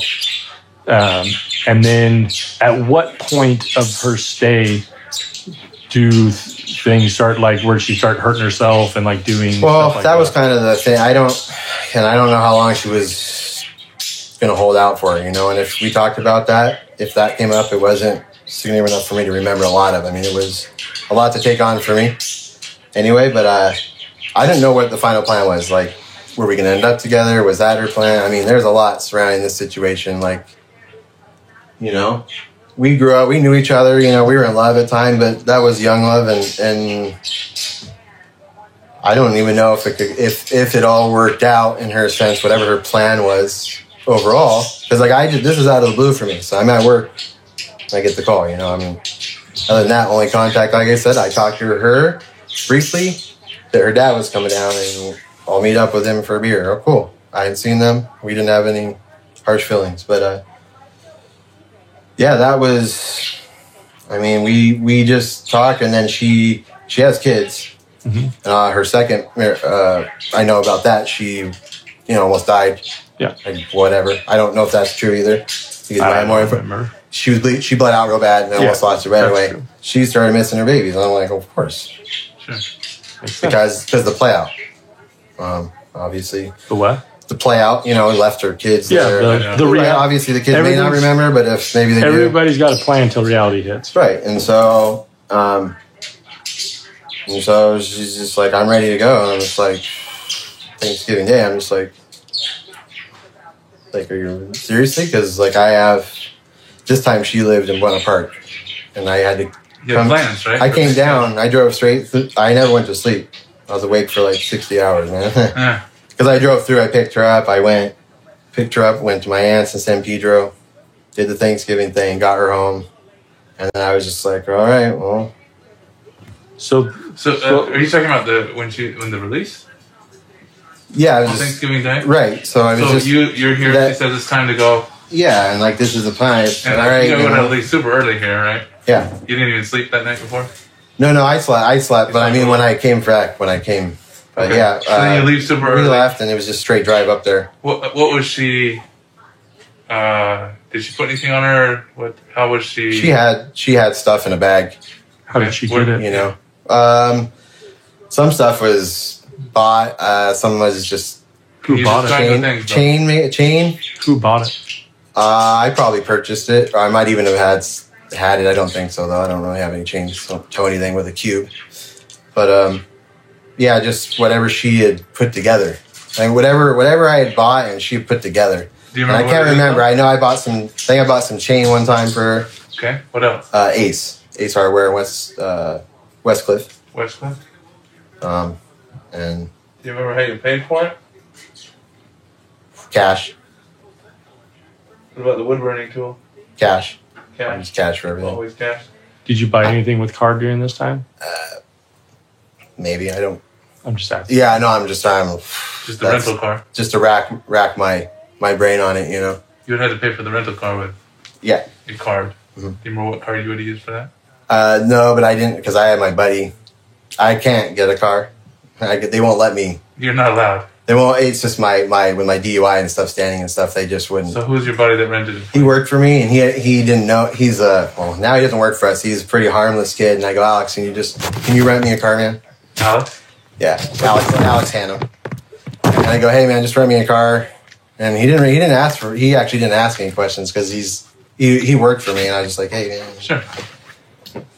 And he's a credit. He could rent me a car. And he lives down in Santa Ana over here. So I was just like, hey, he met me up there. And I rented it. And then I just gave him cash. I was like, thanks. And obviously, we're just going to go check out all these things. Yeah, that's fine. I mean, I'm just giving you, I don't, like I said, I don't know that one over there 100%, but it was a rental place. Same place, I think, is where I both happened. Well, so you rented a car also for the release? Yeah. Or my car wasn't going to go. Alex rented it? Yeah. And so that would explain why your car is sitting here, like I showed you on the license plate here. Yeah. Because you knew it was here because you guys used a rental. Right. And so that car would make it up there. Both for the pickup and for the release rentals. Okay. On both trips? Were you by yourself for both trips? Yeah. Okay. And long trip, man. Who told you to turn off your phone? Like, because your phone's off. I know your phone's off. Yeah, my phone's off, and my phone could have died somewhere on the trip. I mean, I probably turned it off, but I don't know if I turned it off in the morning because I had to have it on me. She was contacting me through it. Sure. before, but then at some point it went off. Yeah. I'm just curious if it went off on purpose, like to conceal. I can't you say yes being or no to present? that one. It's just memory-wise, I probably turned it off. I mean, guessing with going with the thing, I'm not saying yes or no, but most likely, I know why when I charged my phone, I needed the GPS. Yeah. That's the rental car had it. No, neither of the cars had it. I was trying to go. Back in the day, I'm it not wasn't spent as common. $400 for one day for a car, down here in Orange County. Yeah. So that's the relief. I don't know why my phone. I'm trying to think how I would have got GPS because that car didn't have GPS. Who put everything on her on the release? She's in the back seat. Okay, for the whole trip. Yeah, I mean anything she was wearing I would have purchased, from Target. You mentioned sweats earlier. Anything else you think of clothing-wise? No, it wasn't much stuff. It was stuff like that. It was just basic. I wasn't like going shopping like, hey, can you go South Coast Plaza and buy me clothes? It was, she never left the house. So sweats, socks, shirts, just Do you remember colors, anything? blacks, grays, dark, and basic, whatever they had. Where would you have bought it at? Target, TJ Maxx, Ross, one of the stores over here, one of the discount stores. So the Target and TJ Maxx everything's on Harvard mostly, I guess you could say, down that street. TJ Maxx is in Albertsons parking lot, Home Depot, and Target's further down off Baker. There's a Ross here, and the Ross, I kind of bounced around through stores wherever I was at closest to. I mean, just between work, but just stuff. Yeah, nothing major. So for the burning, that happened where in the house? In that room, we just plug it because you have to plug it in. She's just sitting on the floor. The one where grandma is, or the workout room? That one. The other room. Yeah, the one where grandma's at, right here. Okay. Yeah, sorry, I'm not playing very good. Right there. So the room where your grandma is Yeah. is where the burning happened. Yeah. Well, describe the tool. You just tap it like that. Like, are there attachments to it? What? Yeah, usually you clip them in. It's actually the first time I ever used it. Okay. Sucks big. So go ahead and describe it. It's a little handle thing. You plug it in, look like a electric toothbrush, and it has push the little things in there. How long They pop in the rod. It probably heats up like And what were you popping on iron. there? Huh? What were you? So it looks kind of like a solder gun. And what are you putting on the edge? Little. It must be made of brass or something, so they don't burn. I'm not really sure. They just Some snap sort of in. metal. Yeah, I think they just snap in or screw in. And once it's already hot, how do you get the next letter on? Oh, you have to take it off with something. Because you said they're letterings, right? Yeah, you can't touch that thing. You gotta take it off with something. And so, I mean, you could take it out of your hand; it'll burn you or cool down. what was burned onto her? That I don't know. I honestly can't remember. I know we put something on there and it had some meaning, she said, and I honestly don't remember what it was. If you don't remember the exact words, do you remember like the theme or maybe? No. I mean, like I said, as much as I was in this, I was in it, but it wasn't. I didn't say we should put that on there. I actually don't remember what it is. She wanted it to be put on. Yeah. And she said it had some sort of meaning. It has some type of meaning of something, and I can't remember. If I knew what it was, I'd tell you. Because I can't remember what we put on. You know what I mean? I come home from work. Is where I did this. So when you say you did this, let's get into the specifics. Okay. So you put the letters on. You heated. They were all letters, right? Or did I put? I don't even know. I'm just saying. I know, but I want to. No, I know. Get it fresh from you. So Yeah, I don't that's want to tell all. you either way. All I know is that I just and You put the object on, on a request. and then where was she at? It was right where that chair is. There's a plug right behind that door right there. Okay. And at that time the carpet was different. I pulled that carpet out when I moved her in because it was not even then. I just in February I pulled that carpet out. So that's newer carpet. That wasn't the carpet that was there when she was here. No, that's the only thing that's changed in that room. What was the carpet then? It was dark brown like the other one. Okay, that same shag stuff. Because that was my room for a long time. It was just thrashed. I've been here 10 years now. So So when I moved her in, I kind of cleaned up. That's like how did she? Was she standing, laying down? just sitting. Like, I mean, it's not. How do you brand somebody like that's asking you to do it? You know, I'm lying. Like, I don't even know. So she's sitting like that. If you were sitting here, I was sitting on the ground. You'd just be sitting in front of me, Okay. Indian style or couch. And if I'm sitting here on the ground, like where was the brand at on her bed? It was on her shoulder somewhere, right or left. I'm left-handed. I want to say I did it on the right pointing side. at my back, like where would it be? I think I was over here on your right. I think I was right here doing it. So on her right shoulder, shoulder. But it was a shoulder. I'm pretty sure it was. So you're grabbing that arm. I'm left-handed, so I'm like, how am I? I was kind of nervous. I'm like, you want? But you're using your left hand. You're using your right hand support. Is that what you're saying? Because you did it, you like showed like support. No, because I'm trying all day down here. Test only. Oh, is that normal? Down here, yeah. I'm getting it on my phone too. With as many people right now, I take her for drives, and I went. Oh, let's see. Newport Beach. Mm-hmm. It looks like the busiest day of summer, and no masks. Every bar, they can't go inside, and most of the bars are like small, but their parking lots hold 400 people. So they did that, and I went down there in the shore house, and I turned around because there's just 500,000 drunk people. Yeah. So she's sitting down. Go ahead.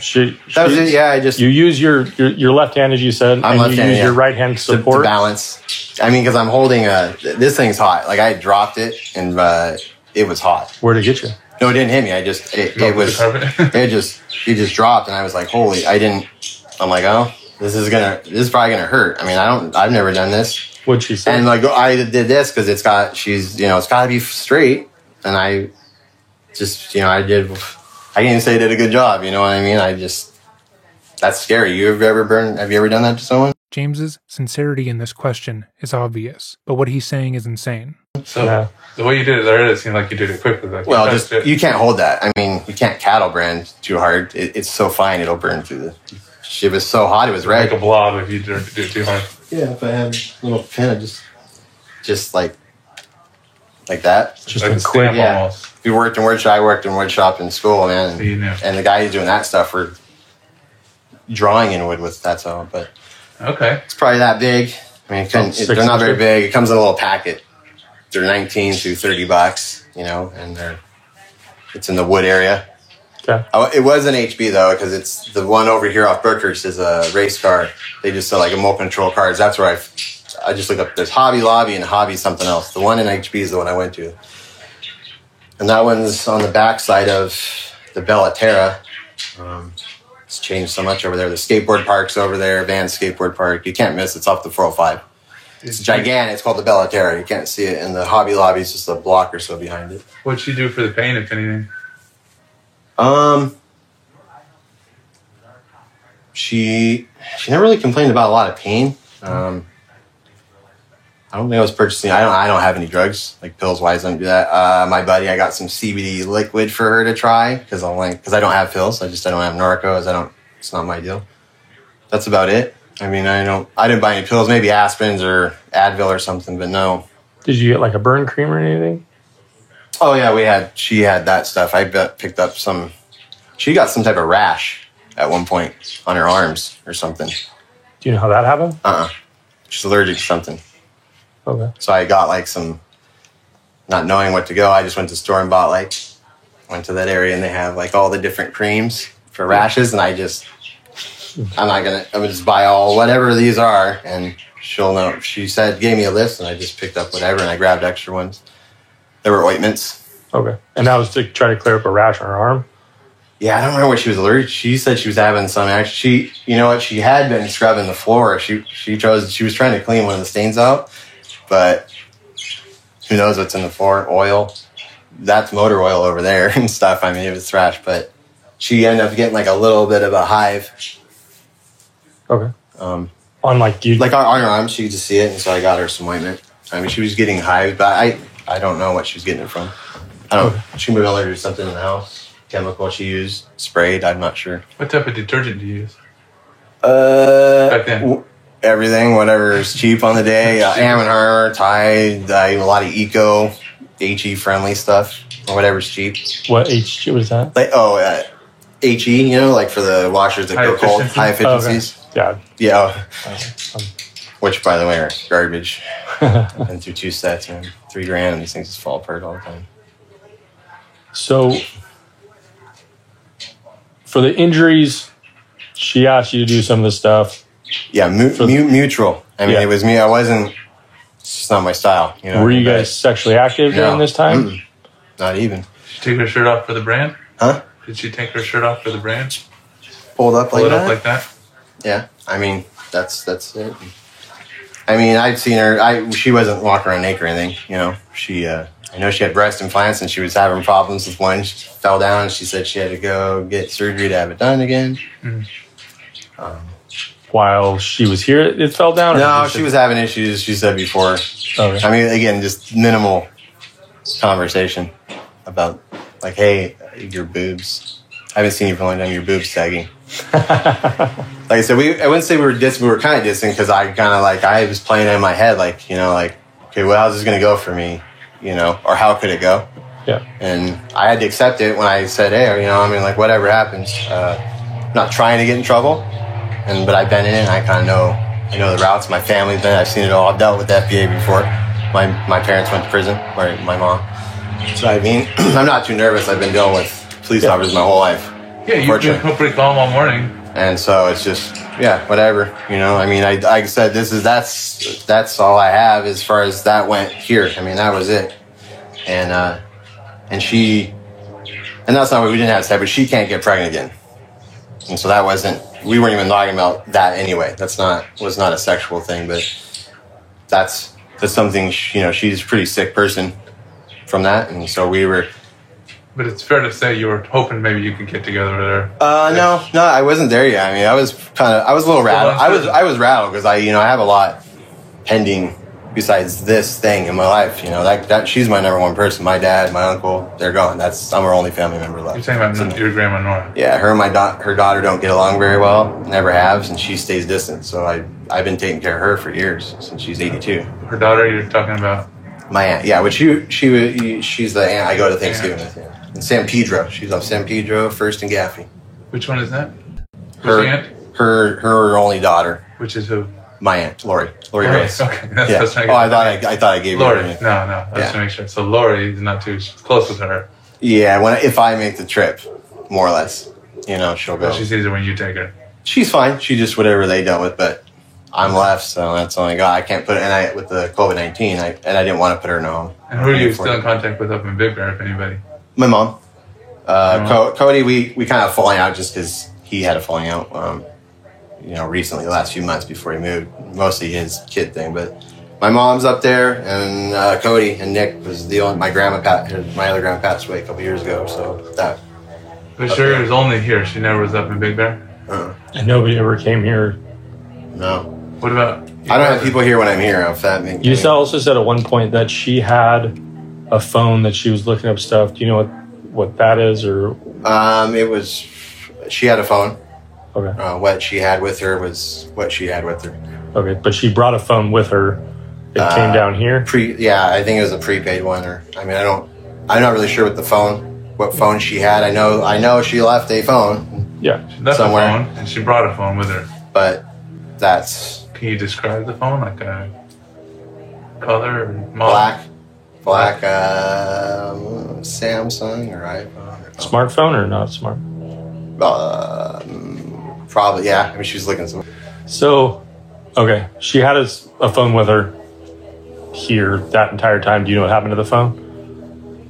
I thought she took it with her. I mean, I think she tossed it. I think we tossed everything. I mean, anything she had. Like when we went, I went to work and I came back. What was happening here when I wasn't here was whatever she was doing. But I know she threw away everything. We threw away anything she felt she bagged up, tossed, went to the trash can. Okay. You know, that doesn't help anything. But it wasn't very much stuff. I mean, a pillowcase of whatever random stuff that I had purchased. Everything else I had purchased would have just been food and household stuff. Well, it would have been in that dumpster there. Okay, so just dumpster it. And here, yeah, they come every week. There's 50 dumpsters here every day. So that's... Like I said, I wasn't doing the cleanup. I was just... My part in it was I'm the transporter, you know? And I was just doing her a favor, but... Did you follow the case after everything? I mean, I've looked it up. Yeah, I was curious, you know, because maybe her mental state isn't even great. You know, we hadn't talked in a long time, and I don't know. I didn't know what her situation was. All I know is that's what we planned. She had some issues. She wanted to come down, get away. How long was this planning process? The fact that James never came forward in the years since Sherry went on the record and stated repeatedly that she was kidnapped by 2 Hispanic women is a feat in and of itself. But from what he has said through this interview, it seems he only did so because he genuinely believed she was going through something, whether that be her own mental illness or spousal abuse. Whatever the reason, he felt like outing her would harm her, so he just simply stayed quiet. Not very long. A couple months maybe. I mean, I work, so I'm just like, I was just like, how am I going to do that? I have work, and I know that drive. I mean, I just know that's not, it sucks to do a round trip. Yeah. There's nothing out there. And coming back, you fall asleep. Yeah. Going up, you fall asleep. Just on nitro pills, just trying to stay awake. 3.5 hours in downtown LA, coming back to get her. And then I was struggling to stay awake, a lot of the time. Mm-hmm. But, and that's it. I mean, that's just really, I know it seems so bland because we just were here. His insistence that his story of his ex-girlfriend planning her own kidnapping and having him brand her before ultimately returning back home as being bland is again comical. None of what he has said has been bland or normal, but he is so laid back and nonchalant that it almost seems that way. We talked, hung out, we ate food, but we didn't go anywhere. She read a lot of music. She had a lot of private time, just wanted to be in the room with the door shut, which is fine because I wasn't here a lot of the time. Anything else? What about the window? Anything to deal with the window? Did she do anything with the window? The window? Yeah. This window here in the room. In the I'm room. sorry. I was like, anyway. It was just, there's just boards over it, so she couldn't see. There was no light coming in. She wanted to be dark. Who put the boards up? I did. I just screwed them in there for her. Where'd you get the wood from? I'd actually had it. It's from Home Depot, but I had it because I built a workbench, and it was just plywood. It was just 3 sheets of particle board or pressed board.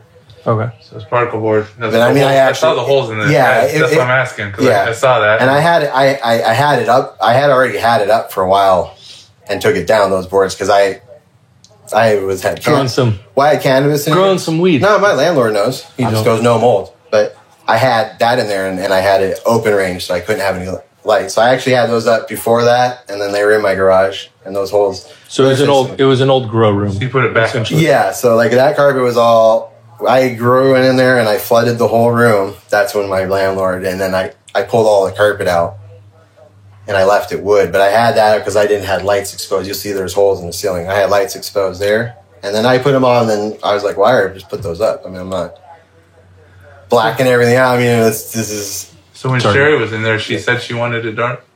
Yeah. And there was no carpet at all because you pulled it? No. There was carpet when she was there. The shack. Prior to my grandma moving in, that was just wood in there because I had a grow room in She's there. moving around. Oh, well, she's always moving. So with all the stuff you looked up at after obviously all the stress, like what were you thinking? Like what was your... Well, I have common sense. I mean, what's going to happen is going to happen.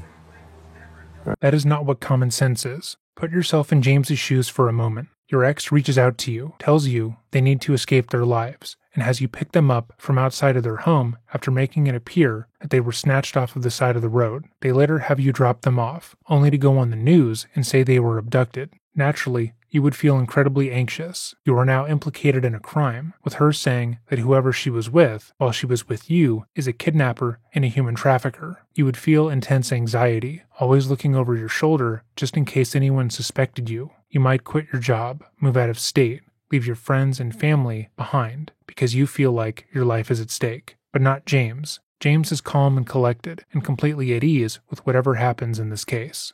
So I'm not running from anything. I just went about my way. But you didn't show up either. You didn't come running either. So there's a...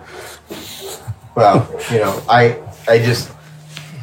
was like, well, this is gonna. I mean, I figured like, hey, I could probably get in trouble or maybe not, because it comes down to it, I was doing an old friend a favor, and I know it was not. I can't put it in that effect because it was so severe and it went long. But I just look at it and I go, well, shit. I mean, no, but now we're looking at it and trying to figure out, okay, well, how can we prove that this was all consensual? Anything that you can show us that. Yeah, I mean, I have the jersey she sent me. But that's like anything else, like notes, No, I mean Letters, pictures and stuff. I have her messages. from way Did back when we were she call together. you afterwards or text you afterwards? No, I haven't talked to her since then. And you didn't keep any insurance to prove that, right? But I mean by insurance is I'm doing all this stuff for you. If you go release her and she says that I kidnapped you and X, Y, and Z, That's my quarter. You know, that's just the risk you were willing to take? Yeah, I mean, just the law's the law, you know, and however, I've seen it go good and bad in both ways. You know what I mean? So I just said, well, whatever is going to happen is going to happen. I said, I knew it was kind of, when she talked about it, I right away wasn't like, all right, let's do it. I'm just like, I need to rack my brain for a minute. It's more than a favor. You know, it's a big favor. Time, money. I mean, I spent a lot of money not doing that, but just like it was a lot to do all that in such a short period of time. How much do you think it cost you? Like when you start? I mean, renting the cars, gas. So 2 rental cars. Yeah. What else are we talking? 2 rental cars. We talked about the wood tooling kit. Just some stuff. I would say whatever the cars were, we put probably 3 something, 4 something. I don't, somewhere in that range, which is why they wouldn't approve me for it. But yeah, just accessory. Anything else was just like our food and stuff I had for the house. But say $1,000 because of the cars. I mean. So one thing we can help start proving is the buddy who rented the car. Do you have his phone number? Yeah, I have Alex's number. Can we get his phone number so we can go start confirming? I don't. My phone is not even. It's just not even working. I can try to charge it at her house. It'd take probably 20 minutes. She has a fast charger. My phone's it's just broken. It's so old. It hasn't been working since last night. It just went dead. But I'll grab it. Oh, it's here. Yeah, it's just I dropped it and it's all shattered. But I can go try to charge it. But I have Alex's number. I mean, I can text it to you and as soon as it's charged if you're running. But I mean, yeah, Alex probably at work, but he'll respond. Or he might not respond until later because he works for a tech company. We'll get it in though. Yeah, because we'll check with that, and that should be able to show. And I mean, I can call him. I'm like, hey, it's okay to tell these guys about your car because that'd be helpful. He's this kid. You're going to see him and you're going to go, oh shit, he's a big, heavy, curly guy, but he's really goofy. Right. He's but. And then after I know that's something weird to tell him, but he rented it for me, and I said he didn't ask any questions, so I didn't tell him why I was renting. I said my car is out of commission, whatever. And that's why he rented it for me. But he's not into that stuff. And I was nervous too. I'm like, this kid's doing this, but he's not really doing anything wrong. He's just renting me a car. But you're saying absolutely. It was just you and her in the car. There were no females involved. No anything else she might have said about with the sketches. You've seen the sketches probably. Yeah. That's no. All that. I don't know any Mexican girls. I mean, there's no way, man. I seen all that, and I wouldn't say I'm laughing. I'm just like, I kind of watch it roll out. I mean, it's not on the news, and it was every day, but it was out there, and it was pretty marketed. And I just was like, well, whatever happens, happens, I'm not gonna make any calls because it's like I'm turning myself in for nothing, but not nothing. Sure. I figure if it's gonna happen, it's gonna come to me, and I'm not gonna fight anybody about it. It's just whatever it is, and if I have to go to court or something and I have to do it, it's fine, not trying to say like you guys are butchering me. I'm just saying if I have to, then that's the case. Your cousin never saw her here? Robert? No. He knew she was here, but he wasn't. He knew, because I was like, he knew, but he tried to come in one night when he was buzzed, come through the back door, he's all drunk, and I was like, and he understood. So, how did he know she was here? I told him. James literally has people who can corroborate his story. He has witnesses. He has proof that will later be found that shows he didn't kidnap Sherry, but he is so relaxed about this whole ordeal that he doesn't even remember that. He's close to me. I mean, I told him. Robert's your brother, right? Is that what, no, he's my cousin, but we're like brothers. This guy? Yeah. And you said he's off to work today? Nah, I just asked her, the boys are staying. He's coming back, but I'm not. Well, she'll be back walking a little bit. He could be on his way home now. So what we need to do now, in a few hours, like we talked about, is trying to prove what you're saying. Yeah. So anybody that we can call, if you have numbers written down anywhere, or if she comes back to have him come, so we can all talk together to figure everything we want to do. We're here right now. Of course. And that's we want to do as much as we can now Thanks, should call me. No, I'm just kidding. to try to figure this stuff out. Yeah. So if you want to go hook that up to a charger, we still have just some. mine. She's got a fast charger. It's take about 20 minutes maybe. Okay. So 15 minutes just to get up to a few percent so I can look at it. Okay. So Thanks. Sorry. on the circle of who knows stuff, we have your sister or her daughter, cousin. No, her daughter. Her daughter. My aunt. That's my cousin, Okay. and that's his wife. So cousin knows that she was here. Mhm. When you got to Thanksgiving, did you go to Thanksgiving at Lori's. Lori's house? I took her. Yeah. I took her with me up there. How did that transition? So what time did you get back? Early. I mean, straight. I pretty much got here, picked up my car. I had to go back to Buena Park by Knott's Berry Farm, grab her, and then to San Pedro, take the 91 up. So we ate at like 1 or something. I must have got up there around 11 or 12. In the rental car, or did you come back? No, I had my car. Okay. So you came. Mileage on that thing. Are you kidding me? Another 100 miles. On. So you drove up, dropped her off, drove right back home. What time and you got home in the morning? Yeah, I mean, I was barely alive, because I've been awake for so long. And then you drop off the rental car, or do you give it back to?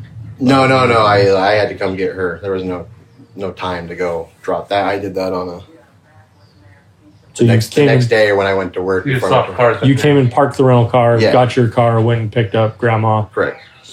Went to the aunt's house, had Thanksgiving. Well, they were closed, but I couldn't drop that off and go get her and then go to San Pedro and then come back. I passed out at my aunt's house. I was so tired. Before we even ate, I was just laying out.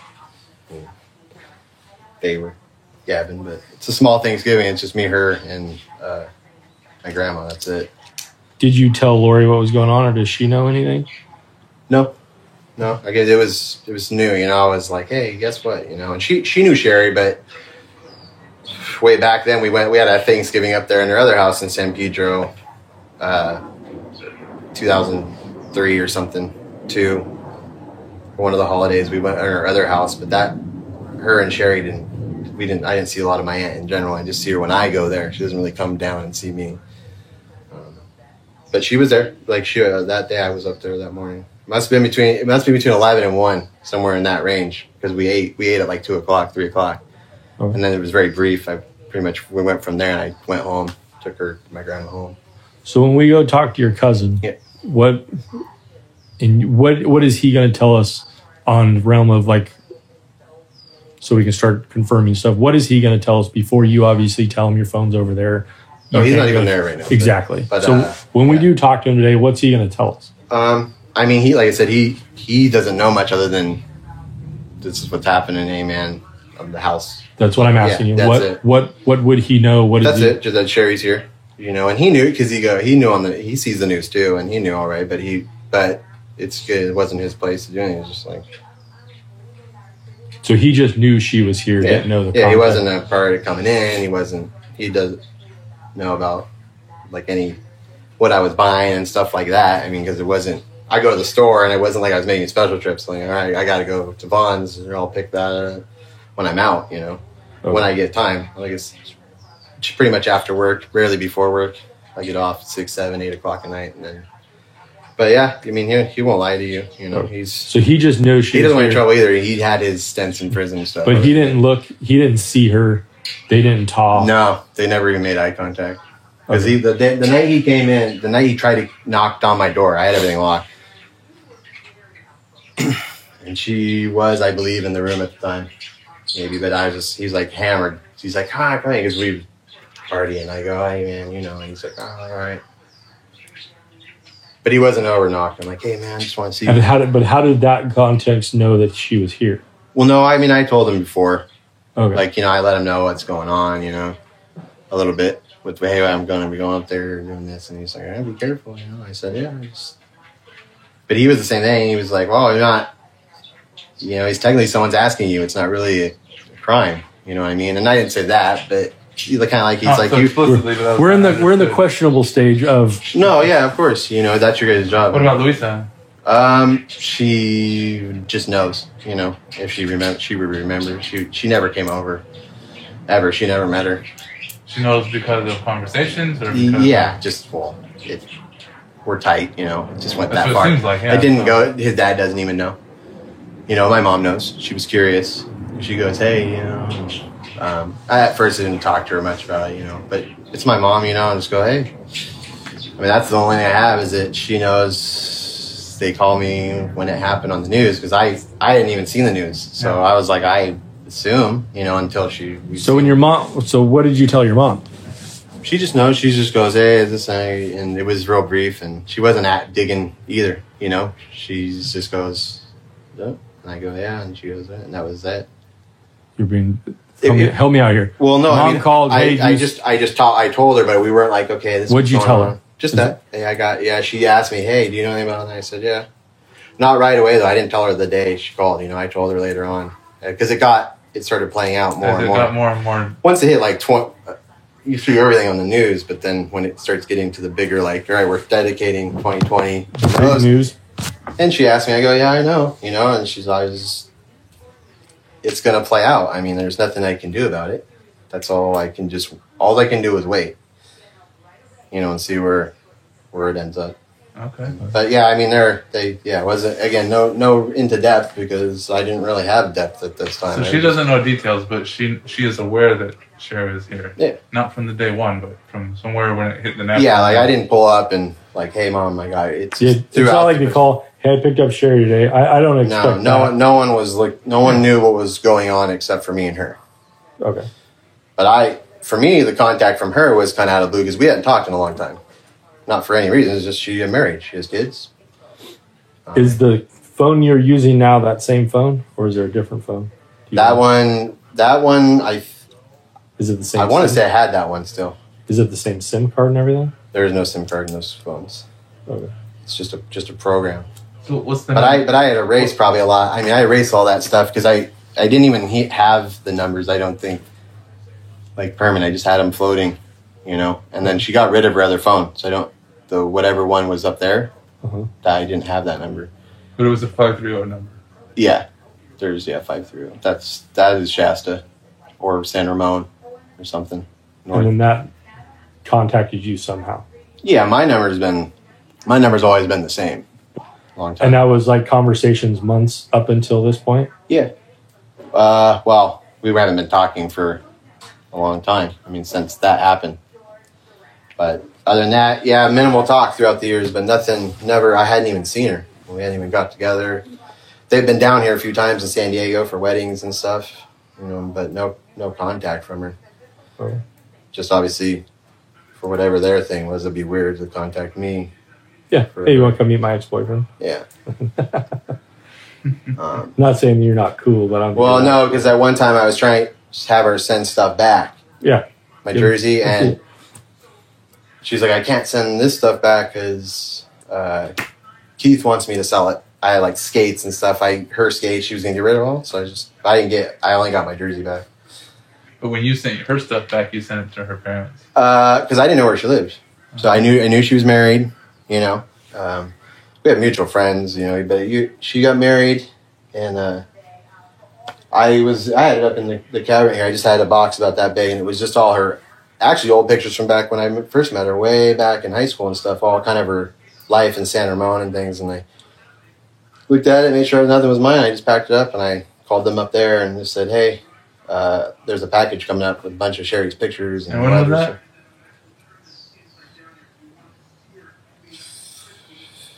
15 or 16. It was before this happened. It wasn't after it happened. Okay. And before or after the hockey game? No. The shipping the package? Yeah. I want to say quite a bit before that. Okay. I was cleaning and I'm like, I've been lugging this around from there to there. Yeah. So her parents never said, her parents didn't set any of this stuff up. Mm-mm. They didn't call and said, "Hey, I'm mad at Sherry. Can No. you grab her for a little And bit?" our relationship that was minimal was, you know, me and Loretta. She liked me. Richard, I mean, he's a pretty quiet guy. I'm another guy. I'm a guy coming over for Thanksgiving. I actually took Nick and Cody. They were young then at that time. 7 and 5. Do they know? Well, no, Nick died 7 years ago. Yeah, I'm saying. What does Cody know about all this? Nothing at all. Well, no, excuse me. It came on the thing. I don't think my mom told him. I hadn't announced anything to him about it. Okay. So he doesn't know from Yeah, you. I mean, he just turned 21. I mean, he was, not that he was a kid, but he's a kid. He was just like, if I tell him, it would make a difference to him. But no, I didn't tell him anything because he's a kid. It's just, yeah, my mom knows, and Robert and Louisa knows. But, I mean, I didn't, they just know she's here. Do you want to have the Big Bear team talk to Mom? That's already up there. Yeah, I'll have a question. All right. So I'm trying to wrap my head around all this. Right? No, yeah. It's a gun show. I'm just saying, I have it correct in my head from what we've talked about. You guys lost contact, normal breakup contact. Yeah. Then you guys get into a, like, hey, my stuff, your stuff type conversations for a little while, which is normal stuff. About 14, 15, 16, somewhere in there, you find the box of her stuff, you mail it back. Sherry reaches out to you to... I don't know if the box initiated the reach out, sorry. I didn't even talk. Just timeline stuff. Yeah, of course. Big timeline event. Of course. Then you have... you meet up at a hockey game with her dad, and then a couple months later, you and Sherry start talking on some number, communicate, text, phone calls. Yeah. Text, just mail, phone calls. which if she called me and she was talking, and that I mean, it would just been, hey, well, a long time. I mean, that's about it. I mean, like, oh, you're down here, you're hanging out, or what's going on? I mean, she tells you that she's in a rough spot with her husband. Police report, people are calling her, like, rough spot with her husband, whatever that means in a vague term of she needed help. She didn't know how to get away. She tried to call her, in your mind. Basically, yeah, what I'm getting from her stories, you know, she's trying to call I hear cops. it's a situation with her guy, and I just go, not that I'm coming in to save it, but just before a girlfriend or intimacy. I've known her since I was 13, 14 years old. So we had a long history of friends for a long time. Okay. She dated my friend forever. And so I just knew her. But yeah. Okay. So that's... She asked you to come up, like in this month period? Yeah, it wasn't so blatant. I mean, she had a plan. Like she had planned this. How do you know she had a plan? She had to have a plan because she called me. I mean, I don't have a plan. I'm at work. I'm in a fitting. I'm sitting in front of kids fitting figure skates. I got a call at work. And not say I just deny her. I mean, I would talk to her and I go and I listen to her thing and I go, all right, you know, and I'm not innocent in the sense like, this is all 100% going to be your thing. But I go, all right, well, and then it just, you know, we talked and gathered and she goes, all right, this is the plan. I go, all right. And that's just, I just did my end. You're skipping over, like, sorry. You go, like, grid detail, and you blur it out. Oh, I'm sorry. So what do you mean by that? Well, we talked, and she was like, she kind of laid out the situation. And then she was just telling me what was going on, but we didn't talk a lot because I was at work, so she wasn't getting into a lot of detail. And I don't even know all the detail 100%. Like I said, even here, we never got into, like, I wasn't picking at her marriage stuff. Like, I'm not really in a position to even be with someone all 100%, you know, like that anyway. But yeah, it was just that. And, you know, she was going to try to send some stuff down, some money or something for her to have when she was here. And Sherry, she'd been saving some of her cash. I mean, she worked, I think. Yeah. She had a job, AT&T, I know, back, and then that's where she worked when she left here. I mean, that's when I thought she would call me, and back then she was like, I'm in Eureka working for AT&T. I'm a sales rep, and that was way back then.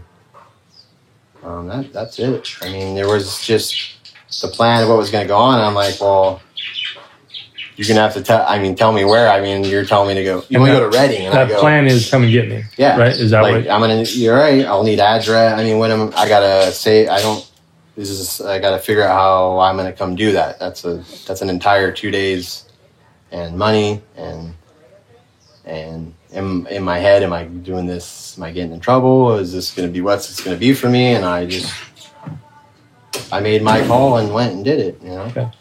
So then you had your buddy rent a car. Why'd you rent an SUV and not just a car? The first one was a car. The one on the what do you mean first one? It was I didn't keep the same rental car. I had rented he had rented it for me, and on the way up, what rental car was it? What kind of car was it? It's like a Challenger. And that was a light Challenger. It was black or gray, dark blue maybe even. No, it wasn't blue. It was dark gray or black.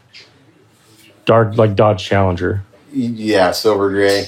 I seen it. I go, Alex, why did you rent that thing? Because it's just gas mileage. I'm like, I rent a sports car, dude. I didn't tell him, but I'm like, oh man, I'm gonna have to drive this.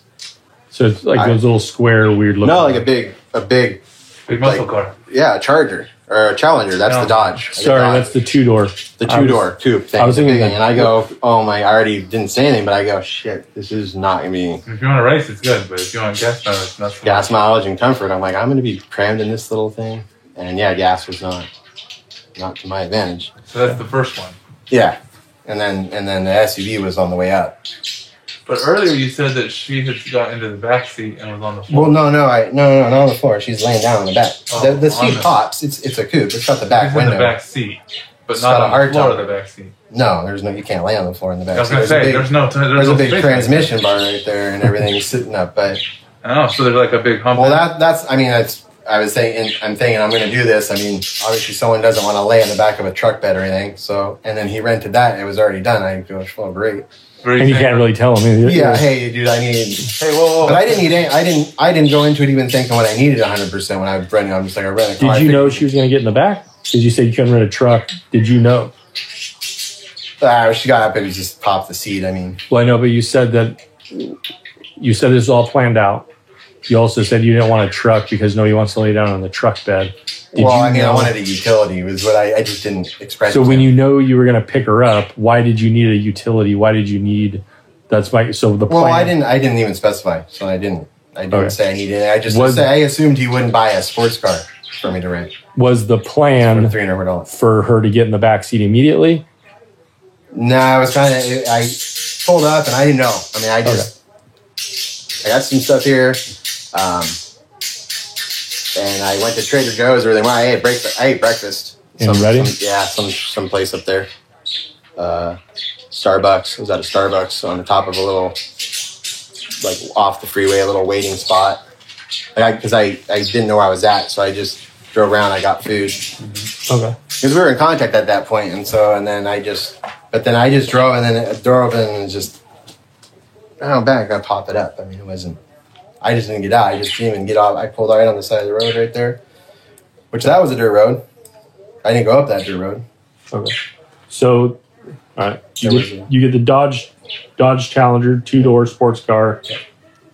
Drive up, stop at like a Starbucks, you said, somewhere off like in Reading or where at, you know? It wasn't far. I wouldn't say it wasn't far from where I needed to be. There's like a little, from where I'm at, there's like a Motel 6 that runs flush with, is that the 580 or 30? Or I'm not even sure which one. 5. Or the 5. I don't even know what freeway I was on to go up there. Like I said, I got lost and I came around another way. I drove and stopped and asked some guy in the middle of wherever I was. And I drove a couple hours back. So right in there, and then like to stretch back, there's like a little, like I guess that's the little town right there. It's up kind of up above. There's like shopping. There's a Trader Joe's. I went to like a local little cafe there. Okay. Like none of that was on my where I was at. I just was like, I'm gonna go eat something. I'm driving around. I was waiting. So was waiting for her to tell me when I needed to go from where I was at. Okay. Yeah, guy wasn't just sitting on the road. And so I drove. There's a Starbucks, and I feel like it kind of sits up. Maybe is there a water slide place there? So I could see. I'm not even sure, man. I mean, I know I was at a Starbucks. I had. There might have been a water slide somewhere. I was sitting here, and there's like a little. It's like all our shopping's flat, so it just seemed like there was like levels to where I was at up on the Starbucks, and I think there was either a store or a Lowe's or Home Depot right here. Okay. And the cafe I went to is like a local cafe. It's not a chain. Okay. It's some little hometown wagon place. It's pretty old looking. It's right on the corner of the little shopping area I was in.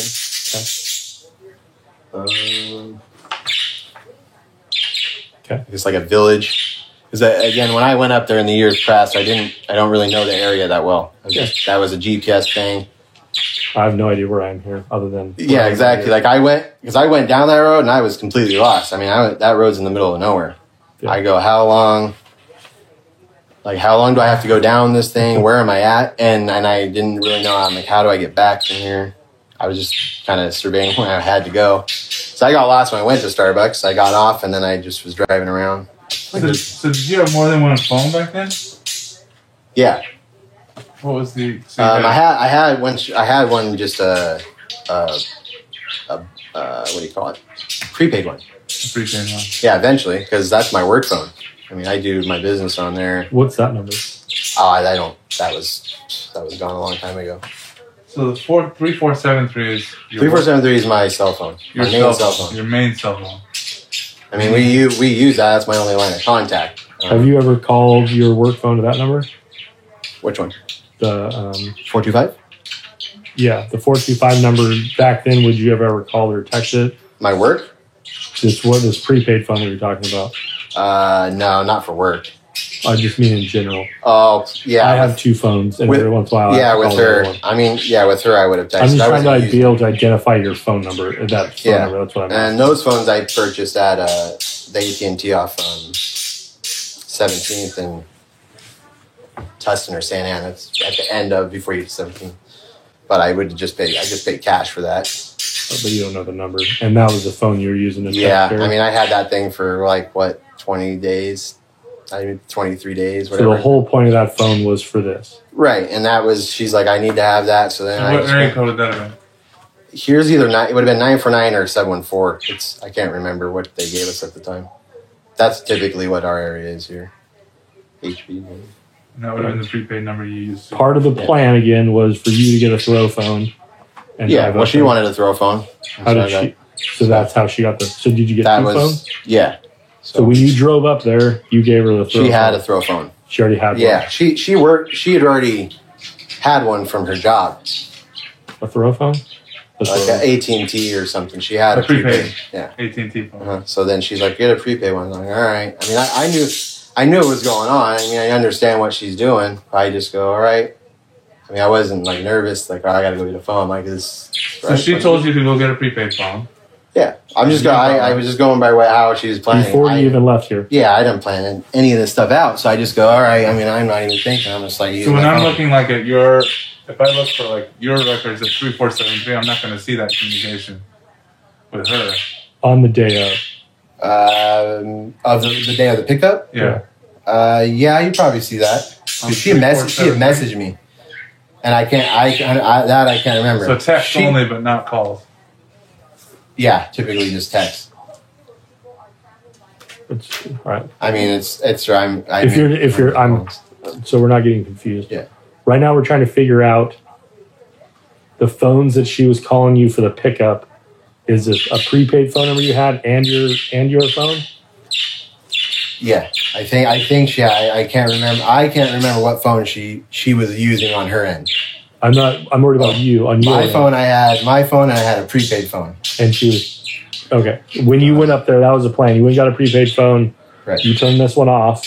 It wasn't off. I probably may have turned it off or it went dead records say it goes off or whatever. Yeah, because I wouldn't have used. I used GPS up there. I had to. But you weren't using that phone for GPS. You would have been using the prepaid. I don't think so. Earlier, you just said you couldn't remember what. Well, no, but I mean, I'm just here. I'm trying to remember a call from years ago, a text message. Right. No, it's been a long time. I do 10,000 texts a week.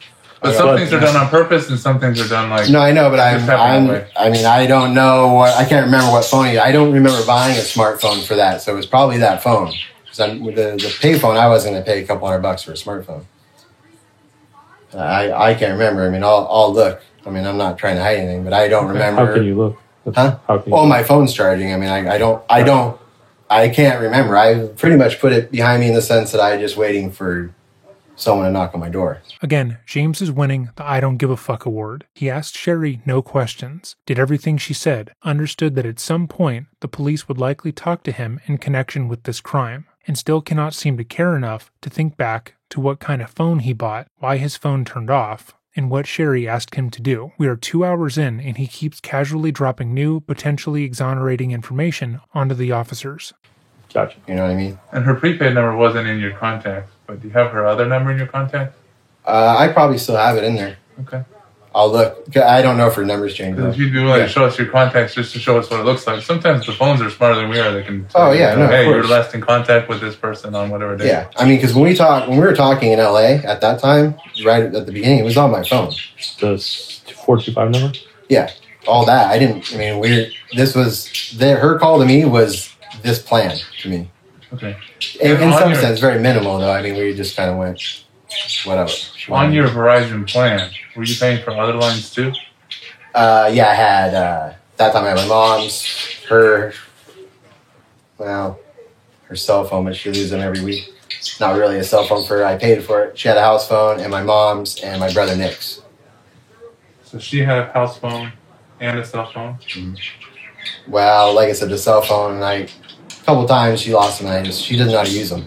And you were paying for Nick's and then your Nick's, and then I had my mom's, and then I had a laptop on there for my little brother, and then as exchanged, I got my mom's, Cody's phone was from Nick's number, I believe. I swapped them all around as Nick passed, and I got rid of her cell phone. I was just paying.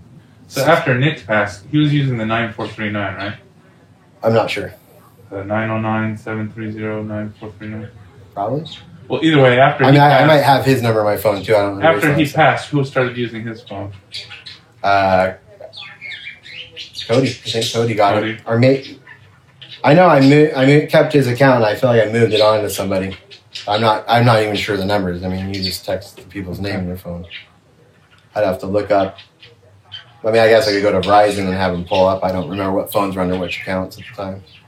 Well, they were all under my name, those phones, but that was all my family. My bills were like $400 a month on a stupid thing. Yeah, we just want to be able to look at some of those records and see what number she called you from, right? Because then we can follow up with that number.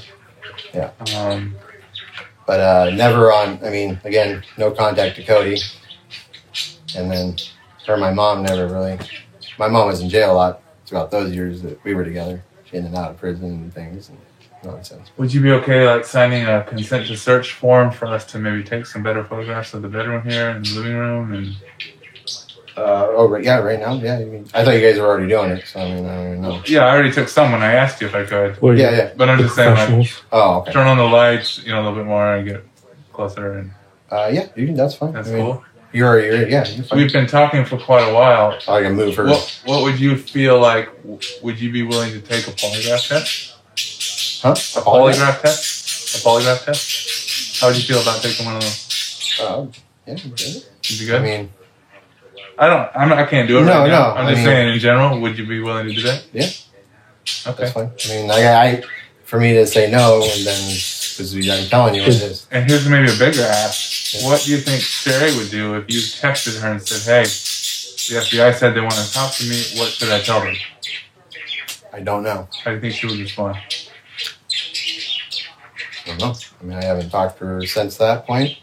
Would you? I would say she would. I mean, I don't know her number. I have the number. If it is hers, she probably would not respond. Maybe she'll respond. I don't know.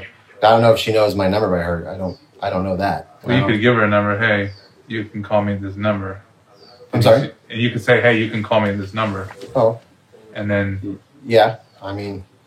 Do you think she would call? I don't know. Would you be willing to do that? I could do it. I mean, I don't know. I'll text her if you want. If I have her number, if you have her number.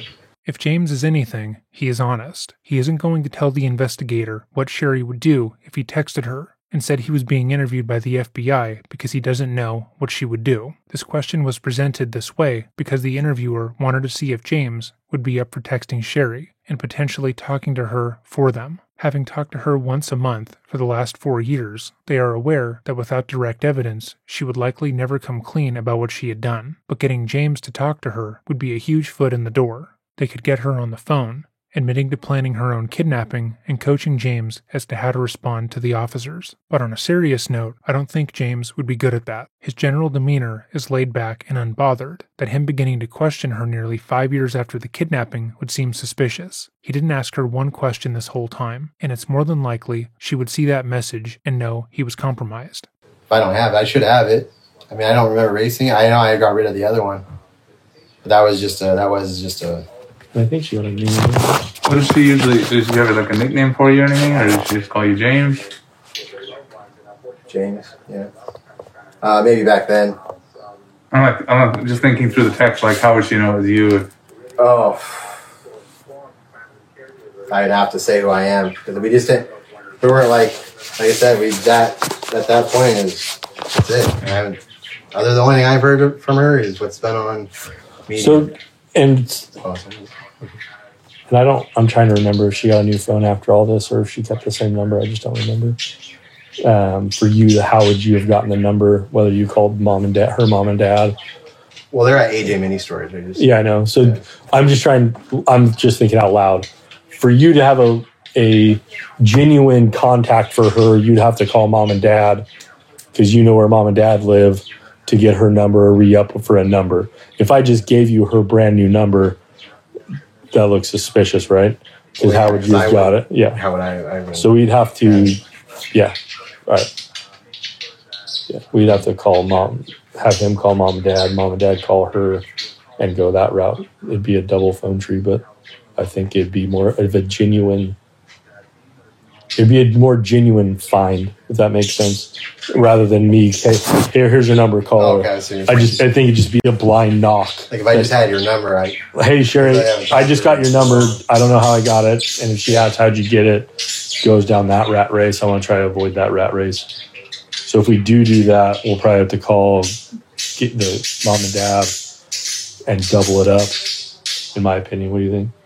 Yeah, because Richard, me and Richard talked the game night, like getting the phone, but I didn't save his number, and we don't. Yeah, but you know it's A1. We don't hang out. That would be believable. Hey, Richard, I found your number. I wanted to. Well, me and him didn't have a relationship like that. The few times we were together. But you know he's always worked at the storage unit. That's where they were. Yeah. So you know the storage unit, and he would. Well, I called and go, hey, I'm sending a box up. Hey, I make sure they're still working there. And they are. That's not the problem. I know that part. So yeah, I just sent that up, and they're just like, oh, thank you, and.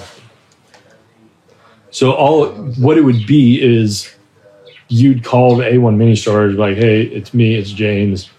I don't have Sherry's number. I really need to get a hold of her. Something's going on. Do you have her number or can you ever call me? And they'll answer yes or no. They'll say, I don't have her number because they're estranged, or they'll say, I'll get in touch. And then we can just wait for that. Yeah, I just Google that to find it. Yeah, exactly. That's kind of in the vicinity where that, like I think that's where that village is over in that area. That seems to be like the little town right there. It is. And I was up above on this little like incline and pretty nice view. Really nice over there. I know what you're talking about. Okay. What is it? Is that Reading? Yeah, okay. It's North Reading. Okay, so let's go back to the. You get a prepaid. She gets prepaid. We don't really know how communications come about for you to go down Old Oregon Trail and for you to pick her up. You get there, you open the door, she gets in, you don't know anything about her personal cell phone. You don't know, what you told us. I'm just going based on what. I know, I've seen it on the news, obviously. I know it, but I didn't. At the time, you didn't know what happened to it. When I pulled up doing that, I'm already going, because believe it or not, as I'm coming down the road, there were some junkies over here, crackheads probably, they were arresting people over here, about way up by the street. And I was already just like, oh man, I'm sweating. Like I don't have a lot to sweat about because I'm doing this based on someone saying me, and then obviously it's going to be what it is. But it's still sketchy. But of course, I was just stressing out when I went down there. I was just like, all right, here we go. Yeah. I wasn't out of sorts flying. That car was fast. I had 200 horsepower. It was a terrible drive. But that's. She gets in the back seat. Immediately gets in the back seat, lays down. Just straight shot. She was jogging. Okay. Do you remember what she was wearing? Athletic clothes. tights, some type of.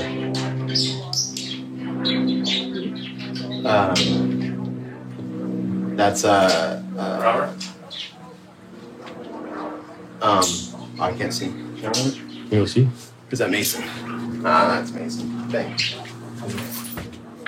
Do you want to call her in here real quick and we can just talk to her real fast? Yeah. Is that Mason? Oh, is that Mason? You can send that call. Or we want to her watch. We want to have somebody watch her. We're calling her again. Can I ask them to watch her?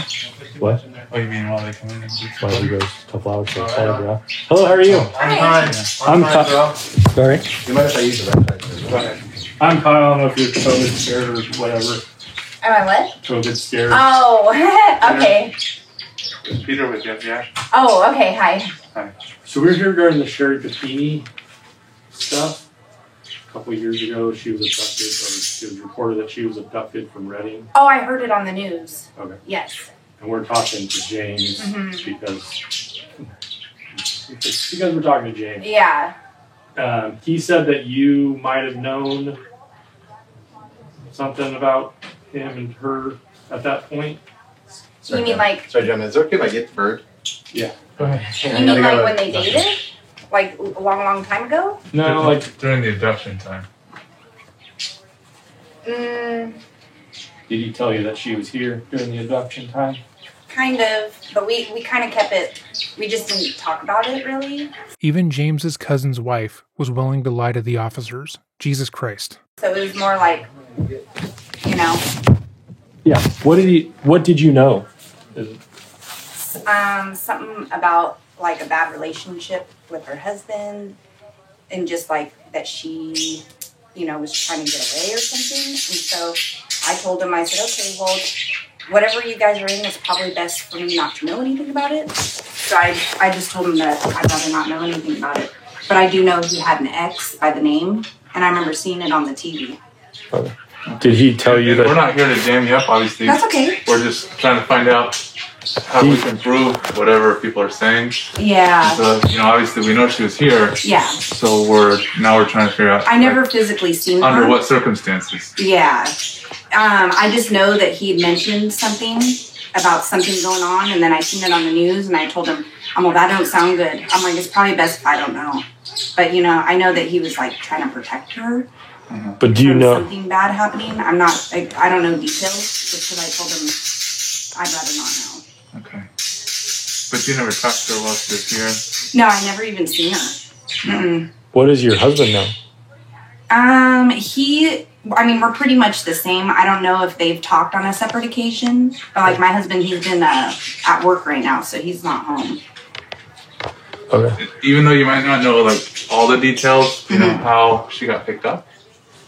No, I just know when she left. I don't remember date and time or nothing, but I just remember he said that she left. She left to go back up north? I'm assuming. He was just yeah, she's not with me anymore. Okay. She had left. And I'm like, oh. Do you remember when that was or the reference? No.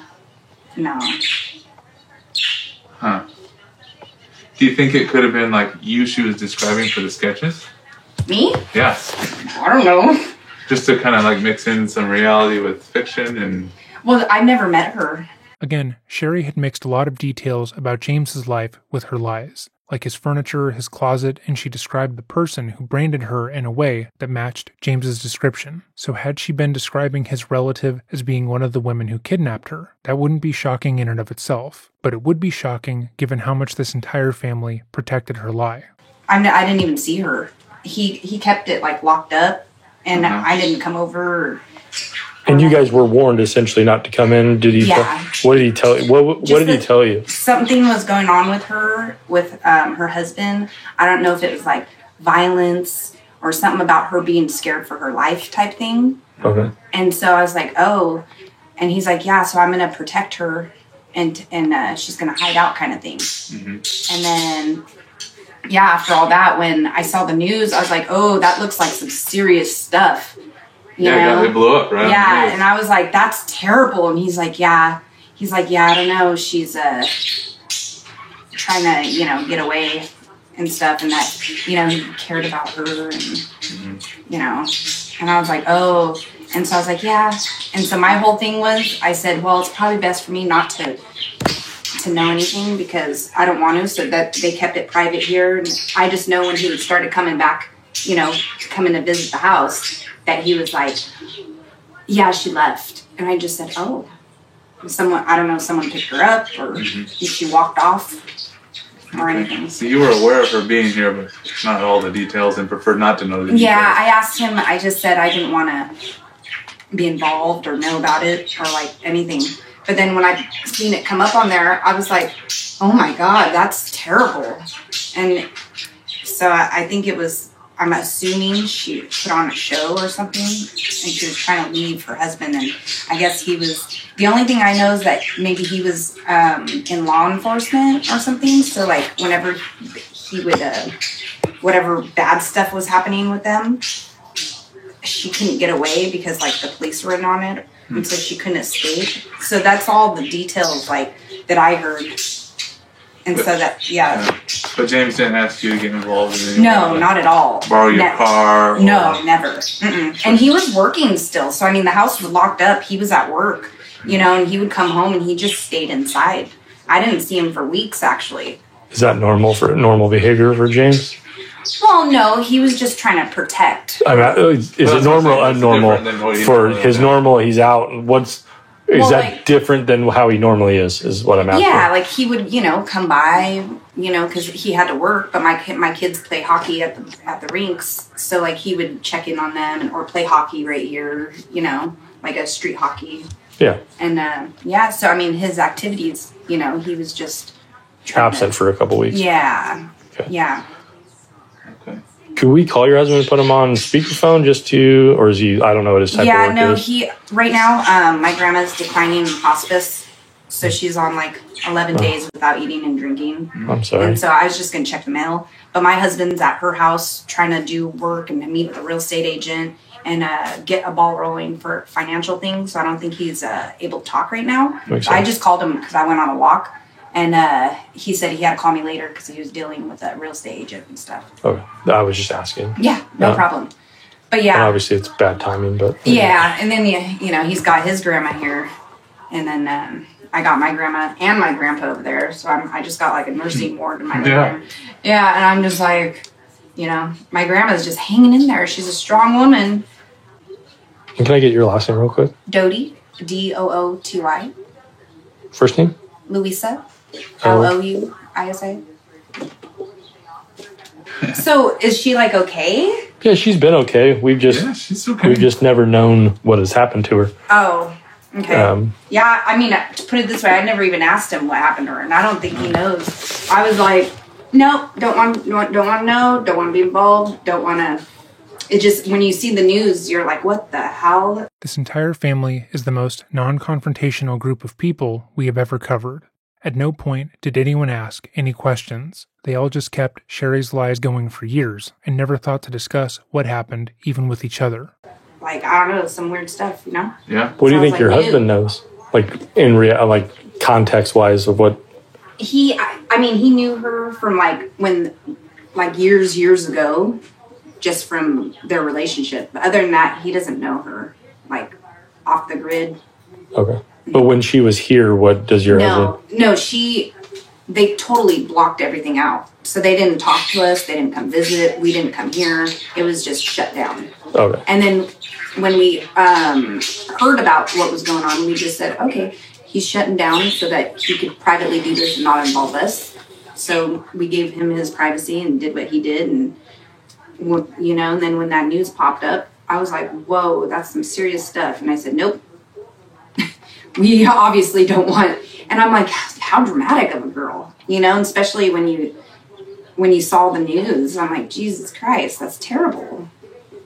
It's been a long 4 years. Oh, has it been 4 years already? Yeah, I'm trying to remember, but I remember the incident and I remember hearing about it.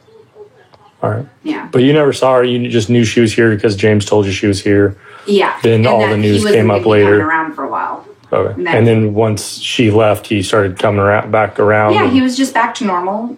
And he was just like, Wow. Yeah. No, he went to work and she left. And then that was that. And back in 2016, you were living in the same spot here? Mm-hmm. Same spot. Oh. And then I was working, because I worked a lot. I'm home right now with my grandma. But other than that, yeah, I wasn't home a lot. And then my husband works. And then the kids would just come home from school and they'd be home. Okay. All right. We just lived our lives. But yeah, I remember hearing about it. And I think I even read it when I was getting my hair done in a magazine. Yeah. You know, like one of those magazines. Yeah. Yeah. Can you, obviously there's a lot going on right now with your, a lot of stuff going on. This is my cell phone number. Okay. When your husband has some free time to give me a call, just so I can start, we're just trying to figure out, obviously the news says she was abducted. James is saying she wasn't. Yeah. So now I'm just trying to figure out what's right and what's true. Yeah. So. No, I get it. Yeah, well, and and I told him too. I was like, man, I would stay away from that. Like, you know what I mean? Like, it's no good. It was no good. And he's such a caring person. He's like, I just want to help her out. And I was like, okay. And he's like, she's safe. And she was, she ran to him and she was safe. And so he was just trying to help her through whatever she was doing. But she dramatized it. And I don't even know, to be honest. I just go off of what went on the TV, and I was just like... You said you were working at the time? Where did you work? Bonds. At the grocery store. Grocery store? Mm-hmm. Okay. Yeah, I was a supervisor, so I was working like 10-hour days. Wow. Mm-hmm. Okay. Anything else you think we should know about Sherry and during the time she was here? Not really. I mean, she never even came out. Like I said, I never even seen her walk down the driveway. Like, she didn't leave the house at all.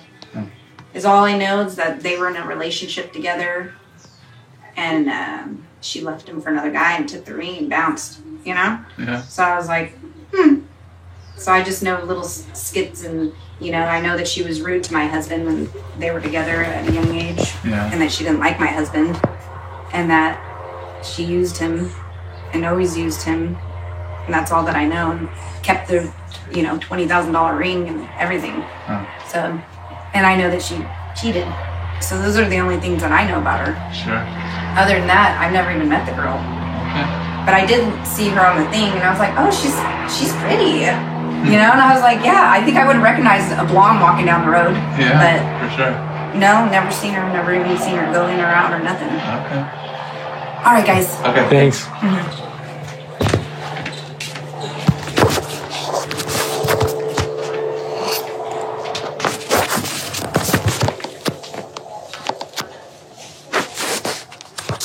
So, all right. I think we were getting to... Sorry about that, guys. No worries. It's actually a nice break-up conversation. Did Louie help? Louisa was here. Let's chat with her briefly. So she gets in the back of the car, and you guys drive straight down besides a couple of stops. You stop. Gas, coffee, whatever. bathroom. Not very many. A couple few. What time do you guys think you got back here? Not late, pretty late. So I know coming down the Grapevine, right when we got to the top, or not the Grapevine, where the Getty is. The big drop from the Getty down in LA from the Santa Fe. Okay. By the time we hit that in the evening time, it had to be between that. When we got here, it was later because we sat up there for hours. It took an extra 2-3 hours to get down because of that traffic. So late, 9, 10. Okay. So evening, nighttime, dark. Okay. Late, because I know I had to get up in the work in the morning, and I just went to sleep. So did you drive? How did she get into the house? You drive up. How did she get into the house? You park on the street? Driveway? It was late. It's dark here. The side fence goes through here or here. It didn't matter. No one out here is out that late. They're all old people. Okay. She's 96 across the way. She owns everything. So did you just drive her? How did she get in here? Yeah, walking. She walked herself in. From the road? No, I pulled up here. Yeah, I would have walked from the road. But... Did you park the car? Where did you park the car that night? Out front, and then because I took it back in the morning. That was the return date. I wasn't going to keep a rental car for any more than I had to. So you drove up here, she got out, got in the house, you went and parked. Parked. Right. So that first night, on the way down, what were your guys' conversations about? just regular stuff, you know. We didn't really get much into what was going on, because other than what was going on, it's us. But wasn't picking at her like, well, why? Just their stuff, you know. What are we doing here? What's the plan a little bit, or you know? And she's just, can I stop? We got to use the restroom and everything. She was sweating, so she's like, I want to clean up. And we stopped at some whatever gas station out there. Just the regular conversation, you know. What's new? She's her kids, you know. She chose to do this, and then she was all worried about her kids, like what her kids were. So she was having a hard time with that. It was pretty quiet. There wasn't a lot of talk, because whatever she mentally put herself through to do that, that takes a lot. I don't know if I could do it. Yeah. And then But you guys got in here. Did you set her up in that room, or is that like I said, my house is pretty thrashed, so we just kind of made do. She went to sleep in there. Was there a bed in there? Yeah, actually that bed frame was in there. That's a new mattress. Okay, so the box frame, it was just two mattresses on the ground. It was actually just like that. Yeah, and just my room. That bed frame that's in there was new that I bought with that bed, but then that was just a year ago. Okay. So when she's in there sleeping, the mattress is just on the floor, or it's on a frame? No, it's on that. It's on a frame, box frame. A box frame, but not like a rails. No, headboard. Just a regular wood box frame. That one. That's one. That's one the there, That's an same IKEA. bed. Yeah, I just transferred that bed onto it. I had it in there for a while. Okay, so where were you sleeping at the time? I had a different, similar shaped couch. I was sleeping on that type of thing was over this way. There was another couch. So you would sleep on the couch? Is that where you normally sleep? Yeah, because I would get up early and go play hockey, some 6:30 in the morning before work, and then I would head to work. Because we didn't have like a routine, like get up, grab bros, go for a walk. I mean, it was just, I'm out of here. Like, see you later. Okay. And then you'd be gone most of the day, and you'd come back, you'd see different injuries on her. Not always. I mean, it was, that stuff was more towards her getting ready to go. Okay. You know, how long of that frame is there? A day or two. I mean, we weren't doing that every day for 22 days. She was here. As she was planning up to going, you know, she was going to stay longer. It was her plan. I don't know how long, but she couldn't be away from her kids anymore. And she set this up, and I was stressed out. I'm like, I didn't know where I'm at when I picked you up in the daytime. Now is the nighttime. I don't even know where we're at. All I know is I came up. It could have been the 5. It was one of the freeways I was up on that nighttime. On the day she was released? Yeah.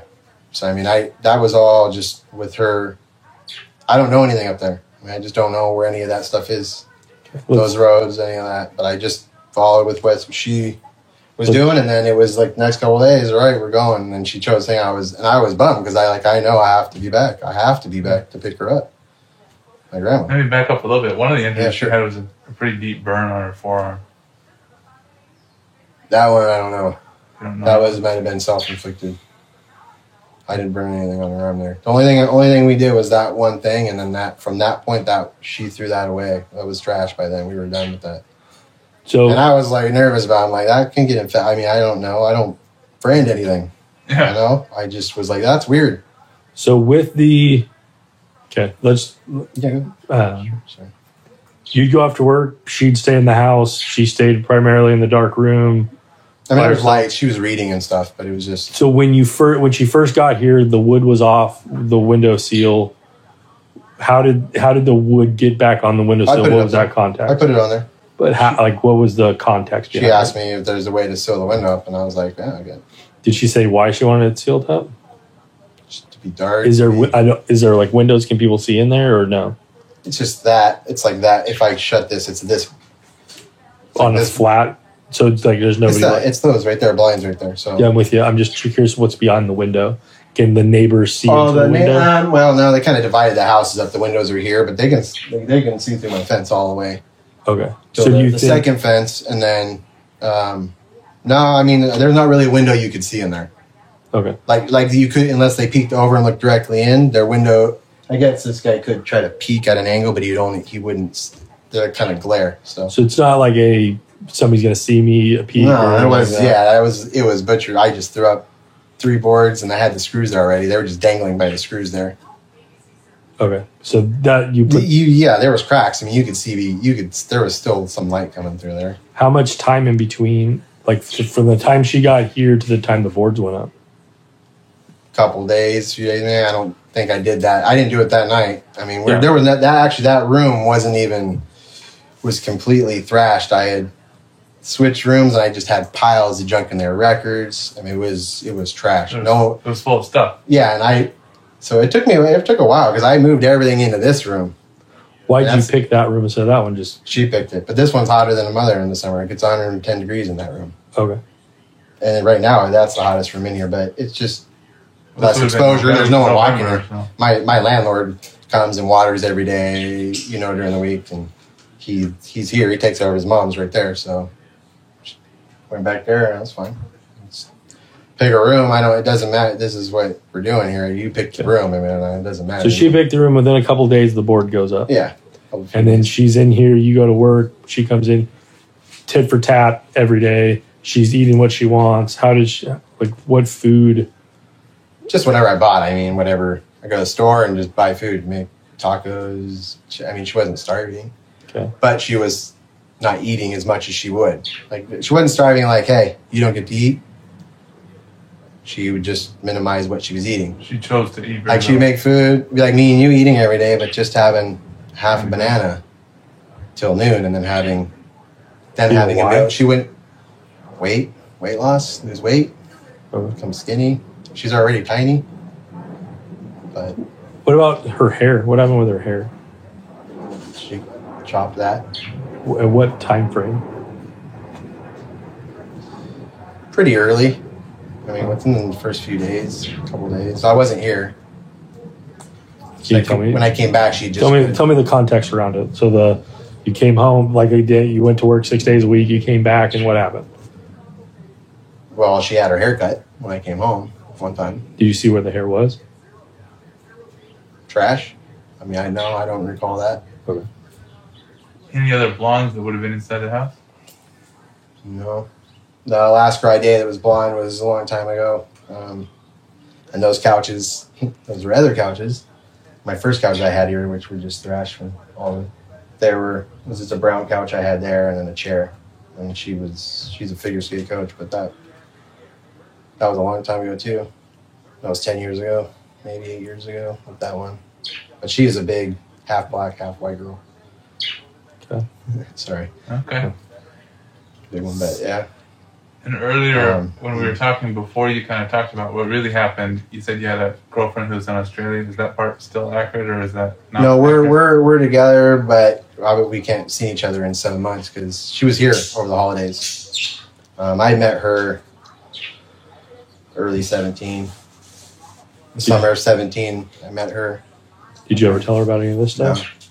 that was I wasn't even really looking, and we've been together a while and we're in love or whatever for now. She's trying to come back here, but it's the government that we're having a hard time, and I can't go there. They won't let me in. But no, I mean, I never told her that. I actually thought about her, letting her know, like, hey, something could happen down the road. I just want you to be aware. Probably a good idea now. And not like, leave her like hanging. We have our call situations there. I got to call her at 3, 4, 5 in the morning. Yeah. Catch her late at night if we catch, because she's a trainer. Sometimes we don't talk for a day or two, but. Do you usually just call her on your cell phone, or how do you? We just FaceTime. FaceTime. That's about all that works over there. Maybe WhatsApp. But my iPhone's it's a 4G, and I think they're getting ready to swap out, man. And just nothing works. I got to get a 5G. They said next month or something. I'm gonna run and get that form real quick. I'll be right back. Yeah, sure. So Sorry, it's so hot in here, guys. No, it's not too bad. we're from Reading. It's 105 yesterday. You guys have fires going there like we have down here right now? Not right now. Oh. Ours are usually come like August, September, October. So ours are hitting bad.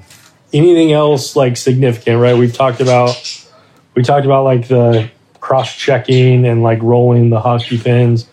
Or stick. I mean, sorry, stick. I play baseball. I'm It's sorry.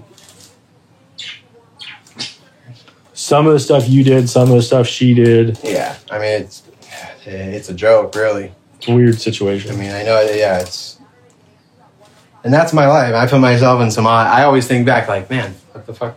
Like, I do this, and I won't say I think about it all the time, but I do kind of just go like, well, I mean, it's just a matter of time before, I already know what was going on. It always eats at you a little bit, because I'm just like, well, and I have Kristen, and she's good. She's a good girl. She's not American, you know. I used to be a pretty heavy partier and drinker, and when I met her, I stopped drinking.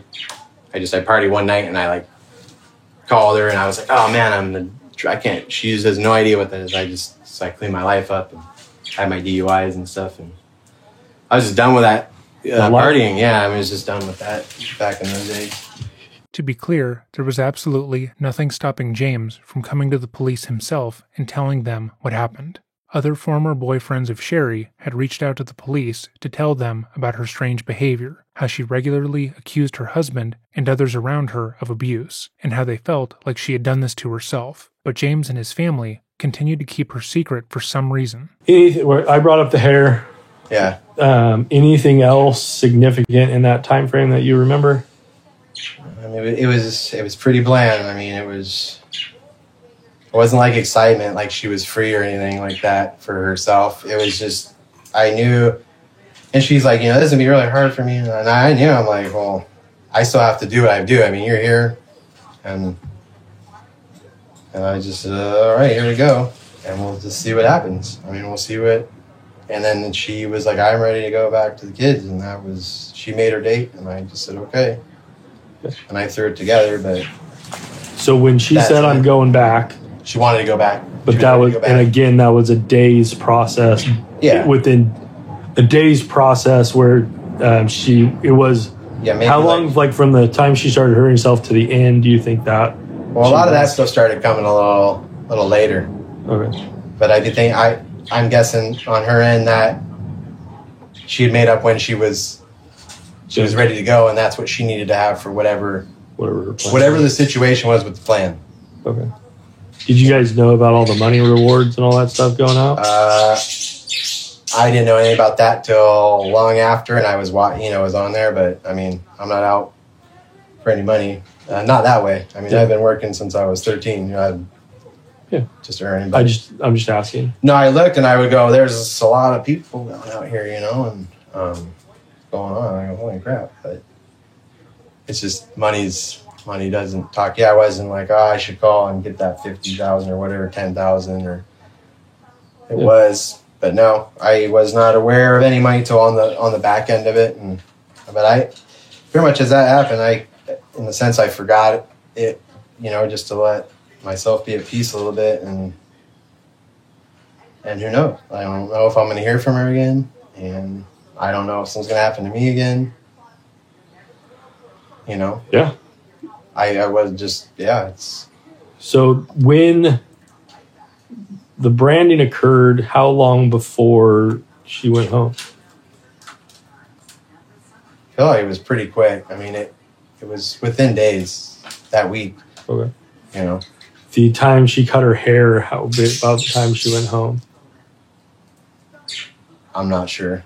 I mean, it was early. I mean, this is like I said, this is every day. So can we preference early, mid, late? Can you on stuff? Nah, her hair was cut earlier. That was one of the first things. So hair was cut earlier. Wasn't aggressive. When did she get the rash?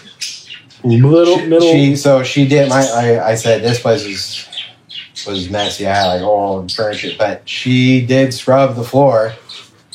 I went to Walmart and bought all kinds of cleaning stuff, and she tried to take stains out, and then she's like, I got a rash. So I went and what do you get when you get home? Is that beginning, middle, or late? That's pretty early. That's in the first week or two. Because she had a rash when she went home too.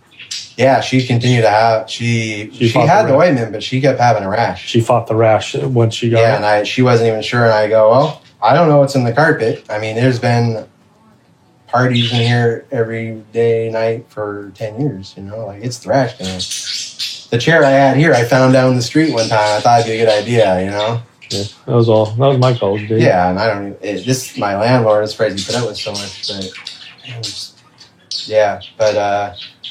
Okay. So then She's gearing up to go home. That's when the injuries start happening. But her hair's already cut. Yeah. The brand happens.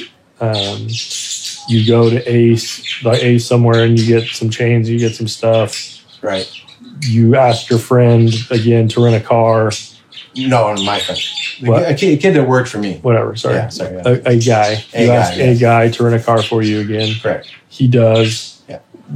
From the time you ask your buddy to rent the car to the time you get the car, is that like a day's process? The or day is that before. just I think we did it after work in the evening. Because Okay. I think I left the next day, to be honest. Okay. And then you drive up. What's the conversation on the way up? Did she want to be driven all the way to Reading? Where did she want to go? Well, that's what said. She planned this out. I didn't know where we're going. Okay. Like, I don't know that area for life of me. Yeah. I don't even know where I was at when I got her. I know I'm in Reading. I'm aware of Reading. That's about it. But what I got from her was just, this is where she's at. Follow this road. The only thing I know from Reading ever for her is like me knowing each other living-wise. And through that, when she contacted me back then when we got together after we met back up, the only time I met her parents, first time, was there at the spinning storage, and that's where they were living. Okay. At the time. So that was as far, and then I only seen her parents a few more times. But she had that all set up. She knew where she was going. Because we pulled up we went to that where she wanted to go, and I go, all right. I mean, this. Yeah. And then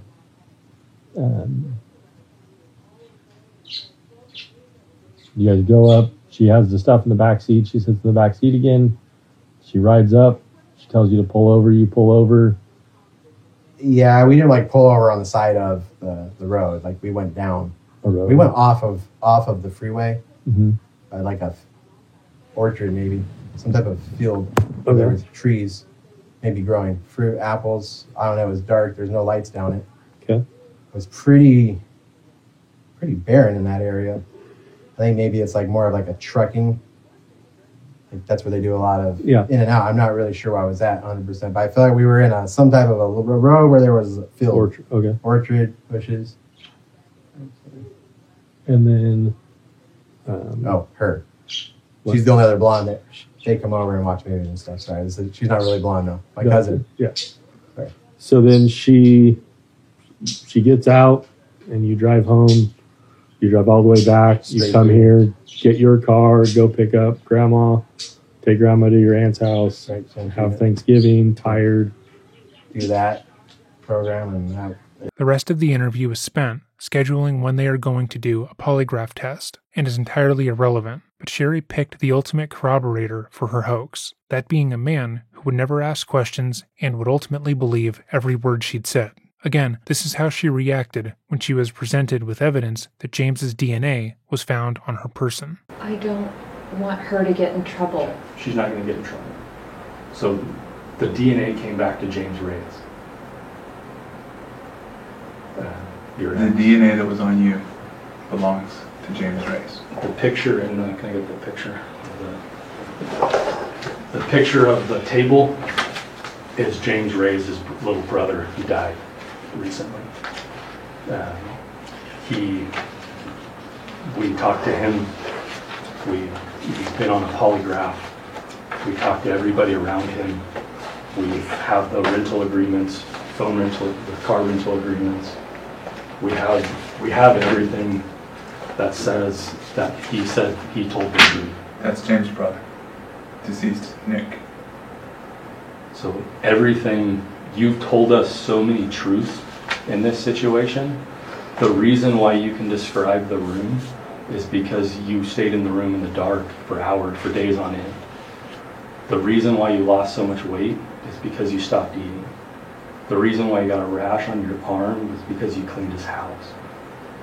The reason why the brand is because he went to the store, bought the branding tools, and branded you. The reason why your nose was broke is because of a hockey stick. I know all of those things, and I know there was no sex. I know all of that because he passed a polygraph test that said it's not an abduction. She asked me to come and get her. No. I rented a car. No. I drove up and picked her up. He passed the polygraph test, Sherry. If that's not what happened, what did happen, Sherry? I don't know.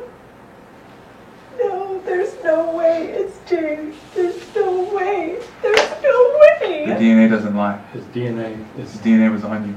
His There's no way. Robert saw you in the house while you were down there. While everything Who's spun out Robert? of control, his cousin. Why everything ran out of control on the initial. There's no way. It's 100% Robert's or James's DNA. Even collected blonde hairs from the room. There's no way it's James. There's no way. Tell me that it is. Why are you saying it's not James?